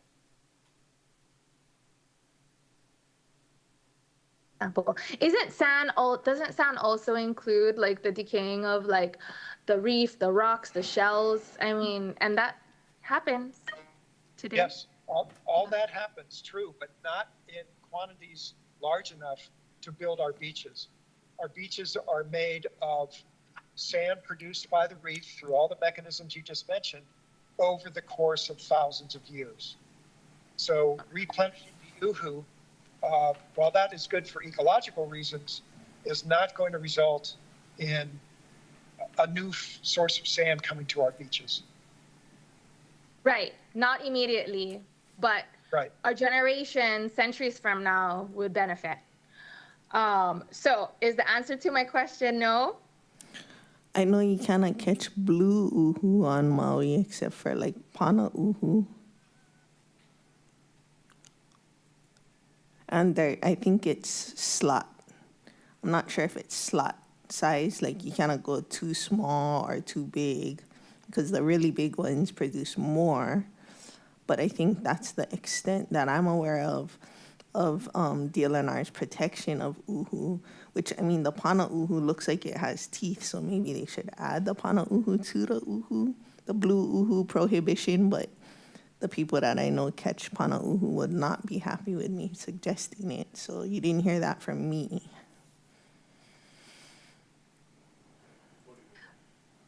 Okay, but then, so, all right. So there's all this invasive limu or invasive seaweed smothering our coral. And I know that there was a project, I don't know who by, I don't know if it was UH, doing like the spawning or propagation of Hawaii, which is that sea urchin that eats the invasive. So I was just wondering if, you know, there's any like of that kind of a project for uhu. And if the answer is that you don't know, then okay. The only project I know of is at the Kahikili. Oh, not you, Chair. Oh. Our resource people. But, Okay, I mean, go ahead. Well, Councilmember Paulton was on to something. There is that one herbivorous fisheries management area at Kahikili Beach Park area that is meant to try to protect those species that ultimately help manage invasive species, which ultimately help protect or keep a healthy reef. And of course, healthy reefs are terribly important. If you think about it, we talk about the beach and the dunes being a line of defense, but the coral reef and a healthy coral reef is the first line of defense. Then the beaches are the second line of defense, and then whatever other buffers we can maintain. So there's all kinds of reasons why to protect those species. And I guess just from a narrow beach coastal processes perspective, it's a matter of time scale. They will produce sand or help produce sand, but maybe not on a time scale under which we are making decisions about our shoreline management. Good question. yeah, it's way cheaper than building a tigre and managing it. And it has more benefits. Okay, thanks. Thank you. Member Johnson, for your opportunity. Thank you, Chair. And, I want to take this time first off to thank our amazing presenters that many council members has also thanked. We're really lucky to have, Dr. Fletcher and Ms. Owens here. If I think of I should be reading one of Dr. Fletcher's books, but here he is presenting to us in our, local issues, which how blessed are we? So thank you for your expertise, guys. The question I had right off the bat was that wonderful coastal viewer that Dr. Fletcher shared with us was, of course, Oahu specific. And he mentioned just in his statement, he said, we had the funding for this, so we did this. So us guys as council members, is that something, how do we find folks to do that with our funding? Do we fund UH or someone, or maybe you can lead us in the right direction? If that's something this body would want to do, is find that coastal viewer for Maui County. Hi, this is Chip Fletcher again. Yes, absolutely. I've had past work funded by Maui County, and again, happy to continue to do that research. Everything you saw me present, we can develop for Maui County as well, and it would be on the same tour, in fact. Do you have a ballpark figure of what that would be? We just got out of budget, so this would be, of course, be later on, but do you have a ballpark figure? It would take probably 2 to 3 years, and it would be about $1 million per year. Okay. All right, members, you heard it here first. Now, moving on to my other questions. You know, like I like the idea of overlay maps or zoning and community plans that address this kind of thing. That, I think, is in our wheelhouse. But I guess for me, the immediate thing is we're facing El Nino this year, right? And how does that, like, government is notoriously slow, and then we have a summer/autumn season of just crazy weather involved. Do you guys have any recommendations for us to do right now? Because you never know, we're gonna have a lot more hurricanes this year, maybe, with flooding. I mean, all the things that are on the list of El Nino strike terror in my heart for, are we prepared? Are we ready? So what do you guys think? Any responses for right now?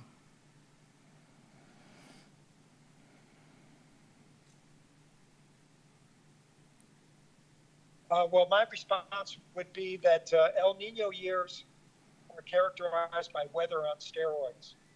So the drought period, the dry period is going to be drier than normal. The wet period will be wetter than normal.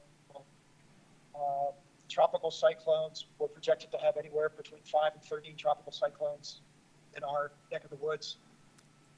And El Nino is not only going to be this summer and this hurricane season, but it may be even worse next summer and next hurricane season.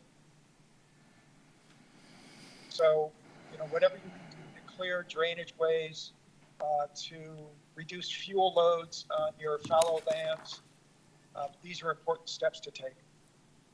Yeah. Well, I mean, we're getting there's been so many disasters, natural disasters, one after the other. I would hope we'd have some kind of resiliency, some kind of stamina, some kind of, you know, knowledge-based responses.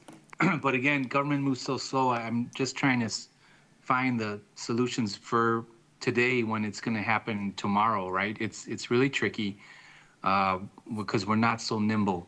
Oh, go ahead.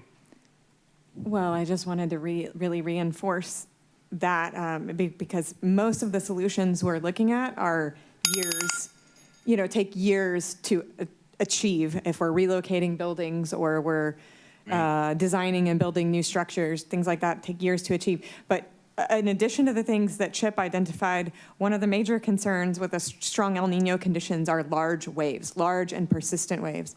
So the last strong El Nino we had, which was in 2015 and into 16, we had really persistent large wave events that that strongly affected West Maui. We lost a lot of beach. We had a lot of impacts. The Kahana Bay condos that Councilmember Sugimura was mentioning became imminently threatened that year.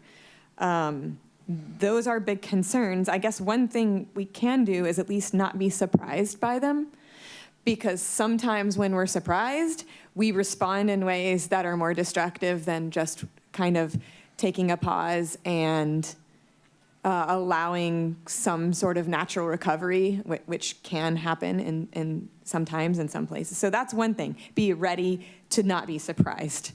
Other than that, I don't know if I have any brilliant wisdom. Well, that's important. Thank you, Ms. Owens. What was that, Chip? I have another comment. Yeah, another thing that we can do is retrofit our homes. We have a large number of older homes, and government subsidies or supplements for retrofitting costs. Programs like that have been shown to be very powerful in terms of preventing building loss during high winds. Well, that's a good suggestion. Thank you for that. Thank you, Chair. Thank you. And to clarify, you mean like hurricane clips and things like that for retrofitting your home? Yes, exactly. Yes. Thank you. Chair Lee, your opportunity, 4 minutes. Again, thank you to all the to both of the speakers. Great job. Ms. Owens, I wanted to ask you, is there a Tara Owens on every island, or are you unique to Maui? Very good question. I have a counterpart, a Sea Grant counterpart on Kauai that works with Kauai County in a similar way that I do here. And I have a counterpart that on Oahu that works within the Department of Land and Natural Resources, Office of Conservation and Coastal Lands. And then I have several other coastal hazards focused colleagues at the university that back us up. So we have a small network and we do a lot of coordination among each other. Okay, great. Sounds like a good group, a solid resource base for all of us. So you're paid by by UH? Yeah, my situation is unique, and thanks to the county. The county of Maui actually was the county that spearheaded this. So I work for UH. I'm what's called extension faculty, and I get my paycheck from the university. But the County of Maui Planning Department funds via a grant that is in your budget that you approve every year, funds UH. It's around 75%, so that my role is focused here on Maui. Okay, I liked, I don't know if it was you or Dr. Fletcher, but the scene where, but I know you were talking, the scene on the beach where all the greenery was covering the sand, and you said that's one solution.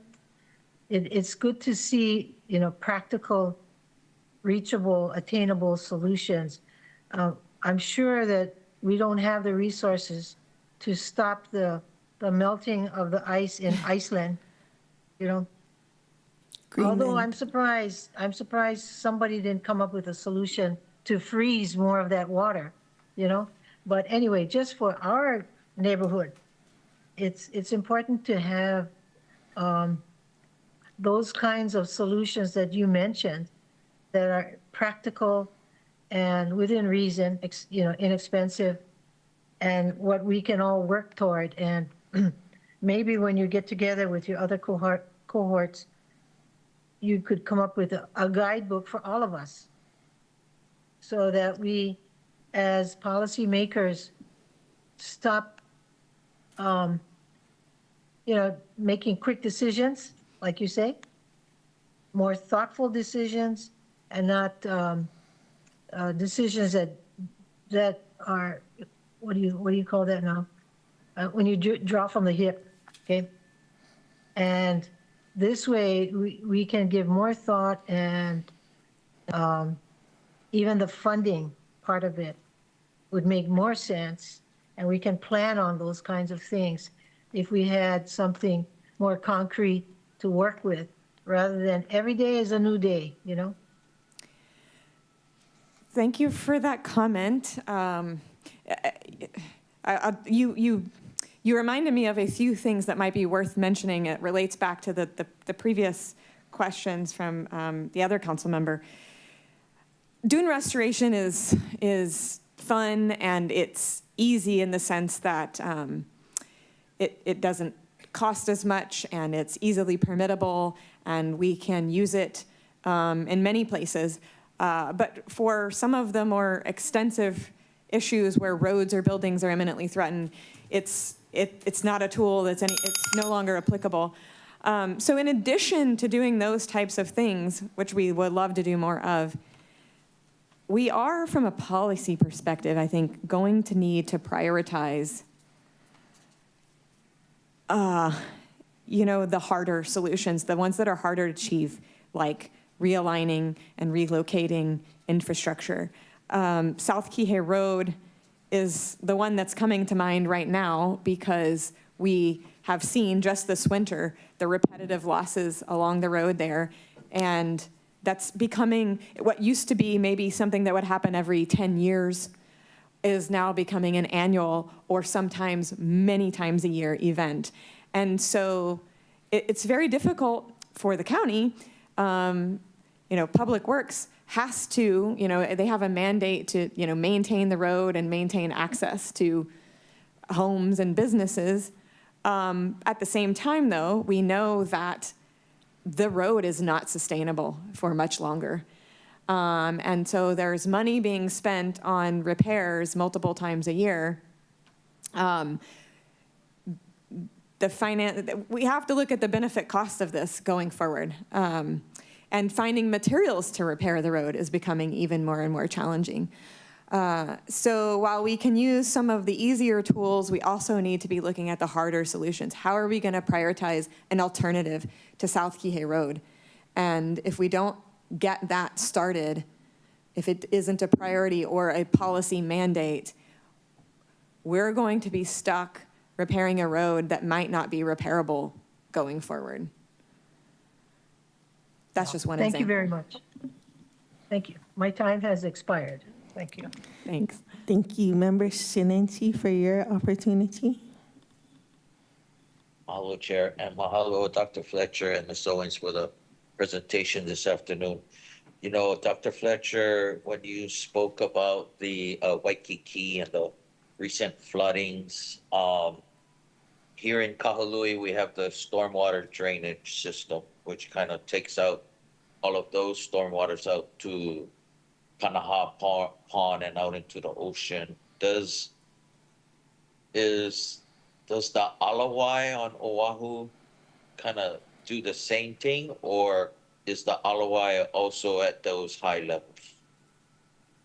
The Alawai is where almost every storm drain in Waikiki empties into, and the Alawai is at high levels as well.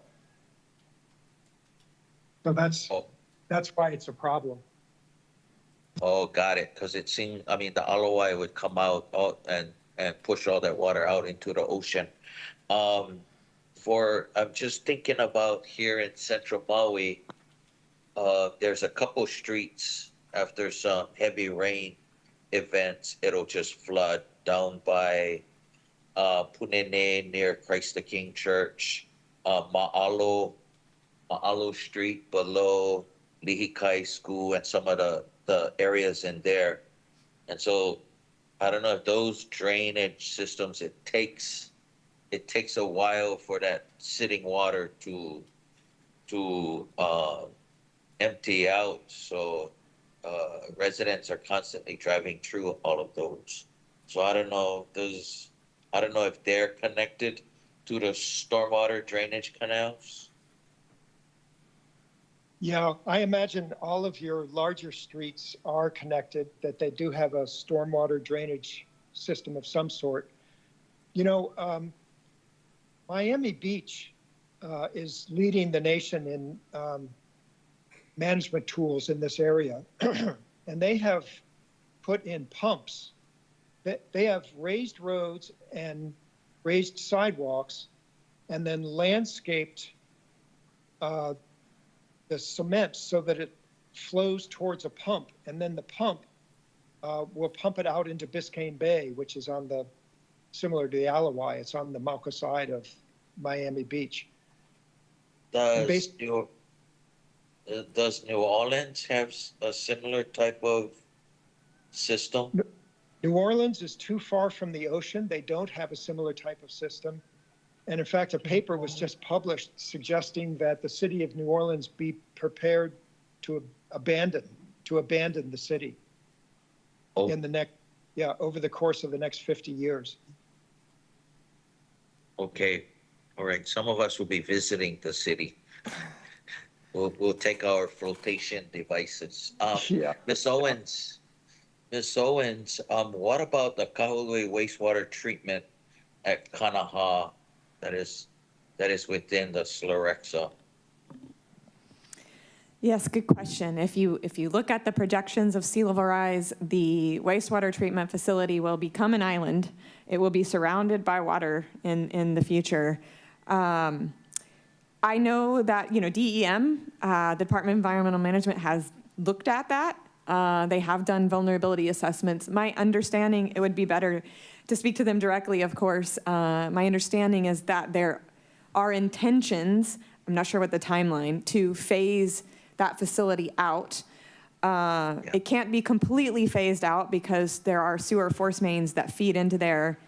So there might have to be some kind of minimum infrastructure that remains.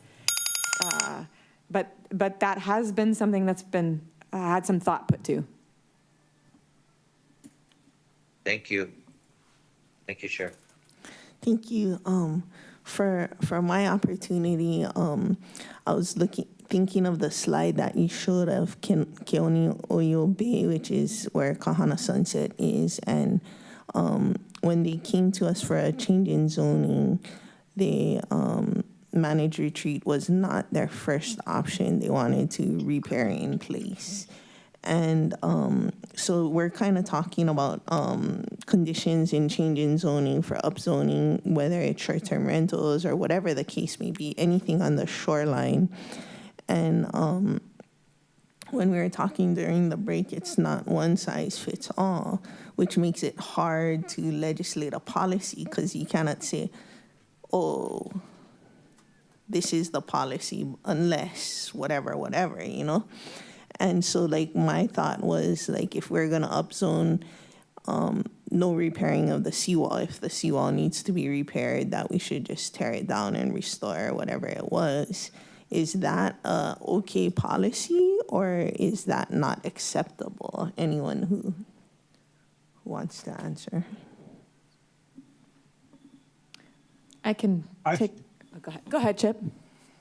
I think that's a great policy. I think we can restore the shoreline. I want to point out that if we can get out of the way, beaches will migrate with the rising sea level. And so sea level rise isn't necessarily bad for beaches, but we need to get our roads and our houses out of the way so that the beaches can migrate with the rising water.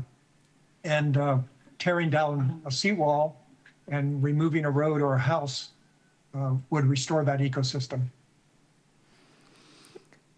I have a thought for the group, because I don't know the answer entirely, but in terms of the policies, understand what you said, Councilmember Paulton, that policies can't be arbitrary and capricious.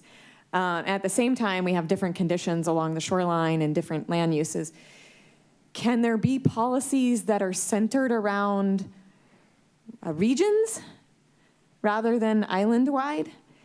Because if there can, then maybe you can develop regional policies that don't get down to the property level, but do deal with the more site-specific conditions. I don't know if that can or cannot be done. I think maybe by community plan, because community plan supersedes everything less Makai of the SMA. The community plan is the law, right? Interpreted as the law. Director Takakura? So even within a community plan area, there's going to be variations. So it's going to be very difficult to apply something across the board. Your point about the special management area permit, they do have to be consistent with the community plan, so that is true. But like I said, we should be looking at the different parcels in the different areas specifically. Mm-hmm. The Office of Planning and Sustainable Development, the state office, recently finished a study looking at how to develop regional beach management plans or regional shoreline management plans.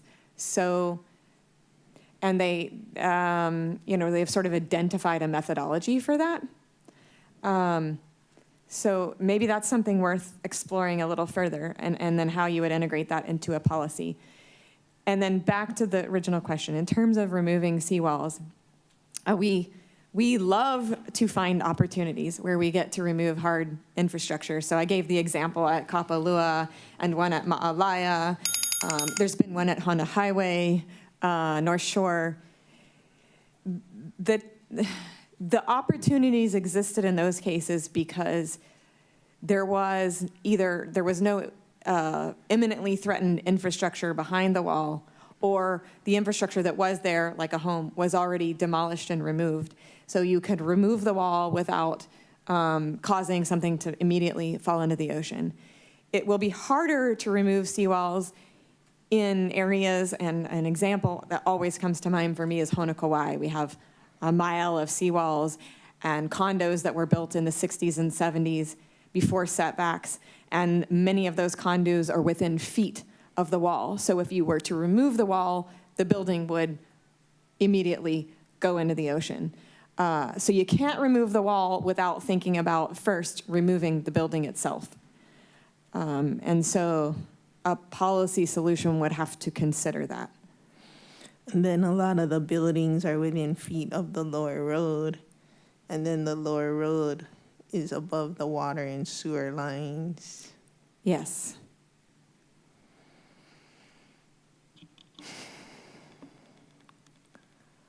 Okay, round two. Is 4 minutes sufficient, or you want to go a little bit longer? 4 minutes is good. Okay, and let's go by raise of hands. We see Member Cook, and then Member Hodgins, and then Member Rollins Fernandez. Go ahead, Member Cook, for your 4 minutes. Thank you. So, Ms. Owens, circling back to my question previously about offshore wasn't to protect the beaches. It was more mitigating and this, to me, mitigating and enhancing the marine environment. So it's not a coral reef, but you have fish and you have limo and you have, it's in general becoming a more prolific potential environment to compensate some degree for losing the reefs and all the other things. And also as far as this time, this managed retreat for the infrastructure and buildings is hundreds of millions of dollars, and it's a social enigma to basically how to sort out public funds, private property, public rights. It's an opportunity and a challenge for our society to really address these issues and to address them. And my proposal, this offshore type of mitigation, is to basically strive to mitigate from things and give us some time. Acknowledge it isn't the solution. If it does no harm and it does some potential benefit for fishing and et cetera, then maybe that's a path forward and we can start collecting taxes and set them aside and doing what we have to do. So that's my thought about whether that type of mitigation has been thought of and if there's any positive aspects to putting rocks in the ocean. Yeah, I mean, innovative solution for reef restoration is, it's a good topic to consider. And there is a lot of work going into that. So the University of Hawaii, HIMB, Hawaii Institute of Marine Biology, you probably know, they've been doing a lot of work on developing climate-resistant supercorals and developing new kinds of structures, not just rocks, but other types of 3D printed structures that are inexpensive and could be deployed to develop a hybrid reef and then plant climate-resistant corals. So there's a lot of effort going into that, and that's wonderful. From an ecosystem and a habitat restoration perspective, I hope we get to see some of those projects move forward. I think funding's been an issue on some of those too, especially with the loss of federal funding. Earlier, I was thinking the question was in the context of saving the mission at Mantokuji, and I just would, again, love to see those tools used, but would be hesitant to have them be interpreted as something that could save the mission on any kind of time scale that would, save the mission. Well, as like a builder guy, Yeah. using rocks that you don't have to create and you're doing them and would have the potential to, and an opportunity to kind of mitigate that. Part of the deal, the mission, it's a separate issue, historical structures and graves. Historical structures in general can take 5 or 6 years for a gym or anything because it's a historical structure. It's like it's sacred. You can't move it, can't do anything with it. Over there, and at that particular location and the temple and everything, it's like, to me, the coincidental, if that's the word, definition of a historical structure as opposed to a termite-eaten gym, and the issue with the graves. So it's like that, I'm having a challenge with the conflicting, this is like, just give it up, just move back, you don't have a choice, and some type of mitigation, not to renew the beach, but to do that and see if that's an option. The more palatable options we come up with, hopefully the way society might be able to buy into it more. So your thoughts? Yeah, it's such a really interesting case study there. A different kind of scenario than the resorts and the large condos. I think that makes it a good topic of discussion because people are going to feel differently about it. Maybe it doesn't have to be one or the other, but both. I mean, if you're looking at on a timeline to just save the mission, the study they did indicated that for maybe $2 million, costs have probably risen since then, you could actually realign the existing mission and then it would buy it more time. And if you did that and then also worked in parallel on some of those innovative solutions that might have ecosystem benefits, then you maybe slow down the erosion for the future. I think that would be wonderful if you were having those things be complementary. It's just that the offshore stuff is probably not going to be implementable on a time scale that's going to save the mission. One more question. Do you think that that's because of the regulatory aspects or because of some natural phenomena? It's the studies, the cost associated with that is going to be very high, and the regulatory environment certainly will make it a slow process.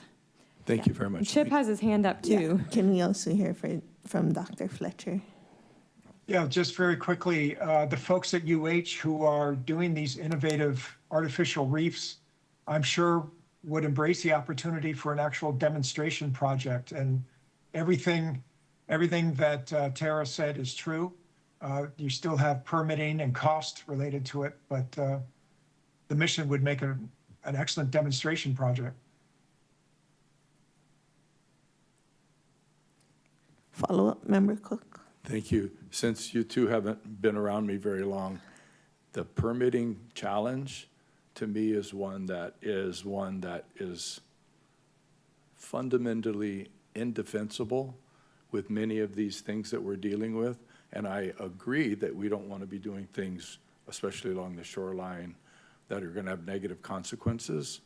But my striving to be objective, many of the permitting processes for our wastewater plants, for the things we're talking about, that doesn't necessarily add to the equation. It's more simply an expensive delay. I can't say that I disagree with you in all cases, and my personal example is for our dune restoration project at Kapu'ula. We have to get permits as well to do that work, and it's for something that everybody gets behind, but it's been challenging. Thank you both very much. Thank you, Chair. Thank you. Member Hodgins?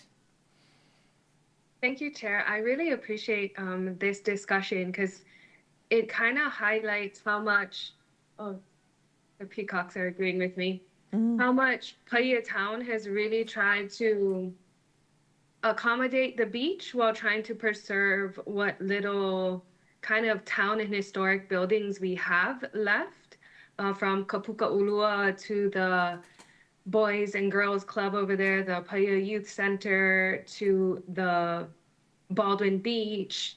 We just spoke about Montokoji, and then you showed a picture, Tara, in your slide of Tavares Bay, where we just, the wall was removed.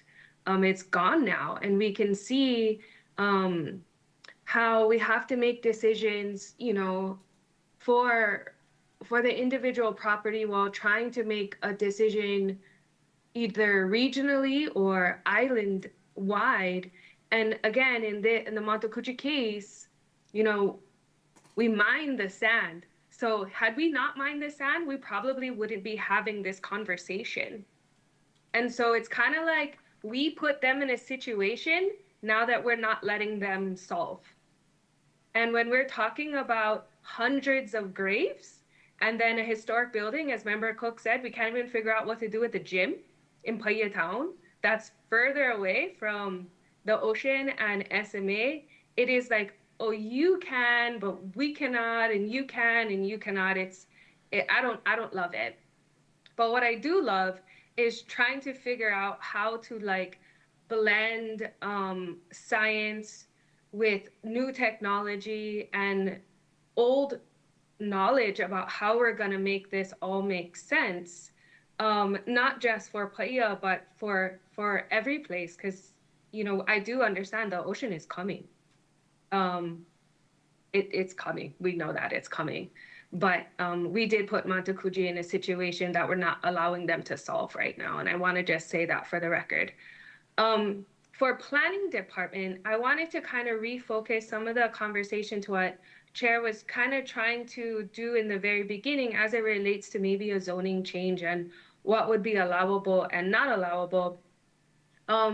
Right now we use the 3.2 foot sea level rise, correct, right? And I kind of wanted you, because we're talking about how difficult it is to permit things, would you mind explaining what it'd be like if one of those buildings needed to update their plumbing, their underground plumbing? What that would look like. I know beach restoration is difficult, dune restoration is difficult, removing 120-year-old Montecuji mission is going to be absolutely difficult, but as is attempting to fix plumbing in something like an apartment building close to the shoreline. Thank you, Vice Chair. So if a building needed to update their plumbing and they're on the shoreline area, they would probably have to apply for a special management area assessment, and depending on the scale of the work, it could be a major or a minor, or it might even qualify for an exemption, but I can't say without knowing the scale of the work. And if it's a major, SMA major, like if they're doing something that meets that criteria, then it would be a public hearing before the Maui Planning Commission. Does that answer your question? Yeah, thank you. And then if it's in the flood zone, they would have to do a flood zone permit, and then they can upgrade, 50% of your flood zone area within 10 years. You guys keep track of what improvements are done on each property as well? That sounds familiar, but flood got transferred to Public Works a couple years ago, so I'm not sure if things have changed. Sorry. That's right. No, thank you. I appreciate that. I think, when we were discussing the Bill 9 TIG, a lot of the properties are on the shoreline. And as Ms. Nishiki said during her testimony, we want our local people back in these units. And it's extremely, extremely expensive and difficult to maintain if that was the case. And I know that we wanted to just take that into consideration. But anyways, thank you so much. Thank you, Chair. Thank you. Member Rollins Fernandez, followed by Member Sinenci. Mahalo, Chair. Okay, I have just one question regarding Molokai. So when, I think this is before I was born, but there were culverts on the Kaunakakai Wharf Road. And then I guess they kept getting clogged by the sand. And so my mom told me that they filled in the culverts. And so growing up on Molokai, I watched as the sand accumulated along the wharf road. And so now there's this huge, wide beach along the road where there never used to be one. And so it stopped the migration of sand from east to west on our island. I did speak with planning and public works at one point in the beginning, maybe my first term, about just scooping the sand and just putting it on the other side of the road, because that would be cheaper than making the culverts and managing that again. Anyway, so I'm sure that the Wharf Road is having, even more of an impact on the ecology of, the reef and just all that side west of the Wharf Road. And it's also not allowing it to clear out like the sediment and stuff. Have either or any of you folks looked at this before?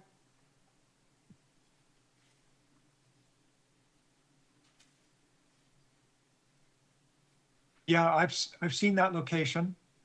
And I've always wondered why they don't just remove the culvert. They did. Oh, you mean they filled it in? So They filled it in, but it's still acting as a barrier, correct? Yeah. Why not just take it out? Especially if it's Uh, filled in and no longer serving drainage purposes. Can't they just restore the shoreline? Or is it the road itself you're talking about? Yeah, the road. Oh, okay. I thought you were talking about just a drainage pipe. Well, in that case, No, you, just you, the road that goes out to the pier. yeah. In that case, they'd have to Yep, that's the one. You see not, that beach? That wasn't there before. yeah. Yeah. Yeah, and you probably have erosion over at Malama Cultural Park. Yeah, all that area is And some all like buildings. substantially affected, and you see how Yep. dirty it is. Yeah. Well, I don't know why they filled it in. Oh, Perhaps because it was they getting could- clogged. Well, then it means it wasn't big enough and they could perhaps open it up again and make it larger. Okay, I'll tell them again. And It's hard to estimate just off the cuff. Well, and I say this knowing this is not a simple solution, but many communities on the continent, you have coastal roads that are causeways. So they're roads that are elevated above the water and open below. And it's just not a style that we use here. Although I will say the realignment of Honoapi'ilani Highway will include some causeway segments that go over wetlands. So we'll see that there as that project goes forward. I mean, that is a solution for some coastal roads that allow water and sand to do what they need to do without affecting the road function. Mm-hmm. Yeah, well, and that's all going to be underwater with 4 feet sea level rise. So they should start planning that now. That's a state road. And then for the New Orleans, I know Member Stenency and I heard the timer, and I'll just finish this comment. I think one of the challenges here in Hawaii, so like in New Orleans, where the scientists are saying that it's past the point of no return and they're urging residents to relocate. And there's resistance to relocating because after Katrina, they were told to relocate. And then that area got heavily gentrified. Properties were bought and flipped, and a lot of money was made. And then they made the necessary infrastructure improvements to save or to protect the properties, right? And so that mentality of, private properties are more important than, public property. And we have a responsibility to maintain public trust, which are our beaches. American mentality of, just letting the beaches be eroded to save the private property or to, build very invasive infrastructure in the oceans to save, private property is just like, that's not a ahupua management responsible into the future style of like thinking. And so you don't have to comment on this, but I know that's one of the challenges.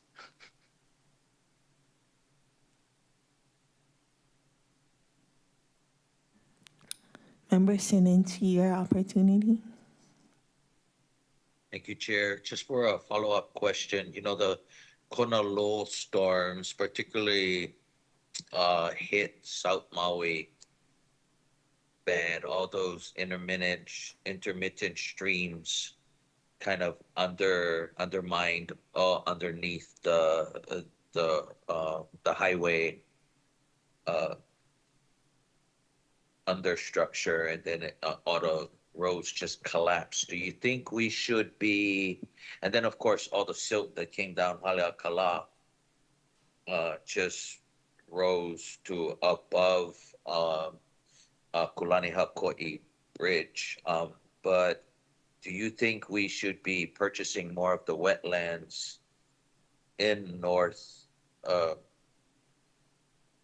Kihei to allow for more water to make its way from Mauka to Makai?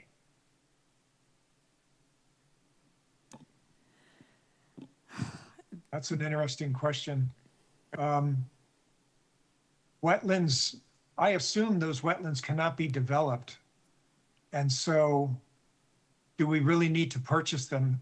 Maybe what you should do is look at properties that are developed or could be developed and purchase those in order to improve drainage.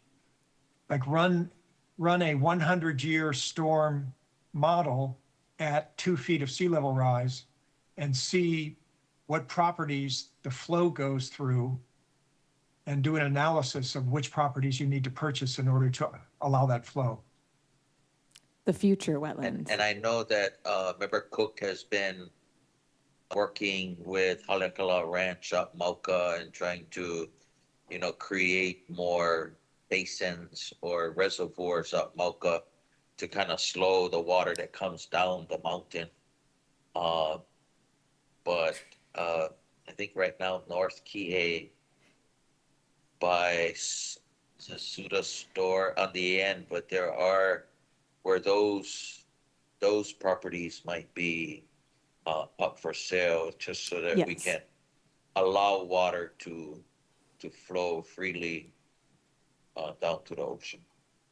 Combine that with more upper or mid-level watershed plans, like you're saying, to slow the water down, check dams or sediment basins.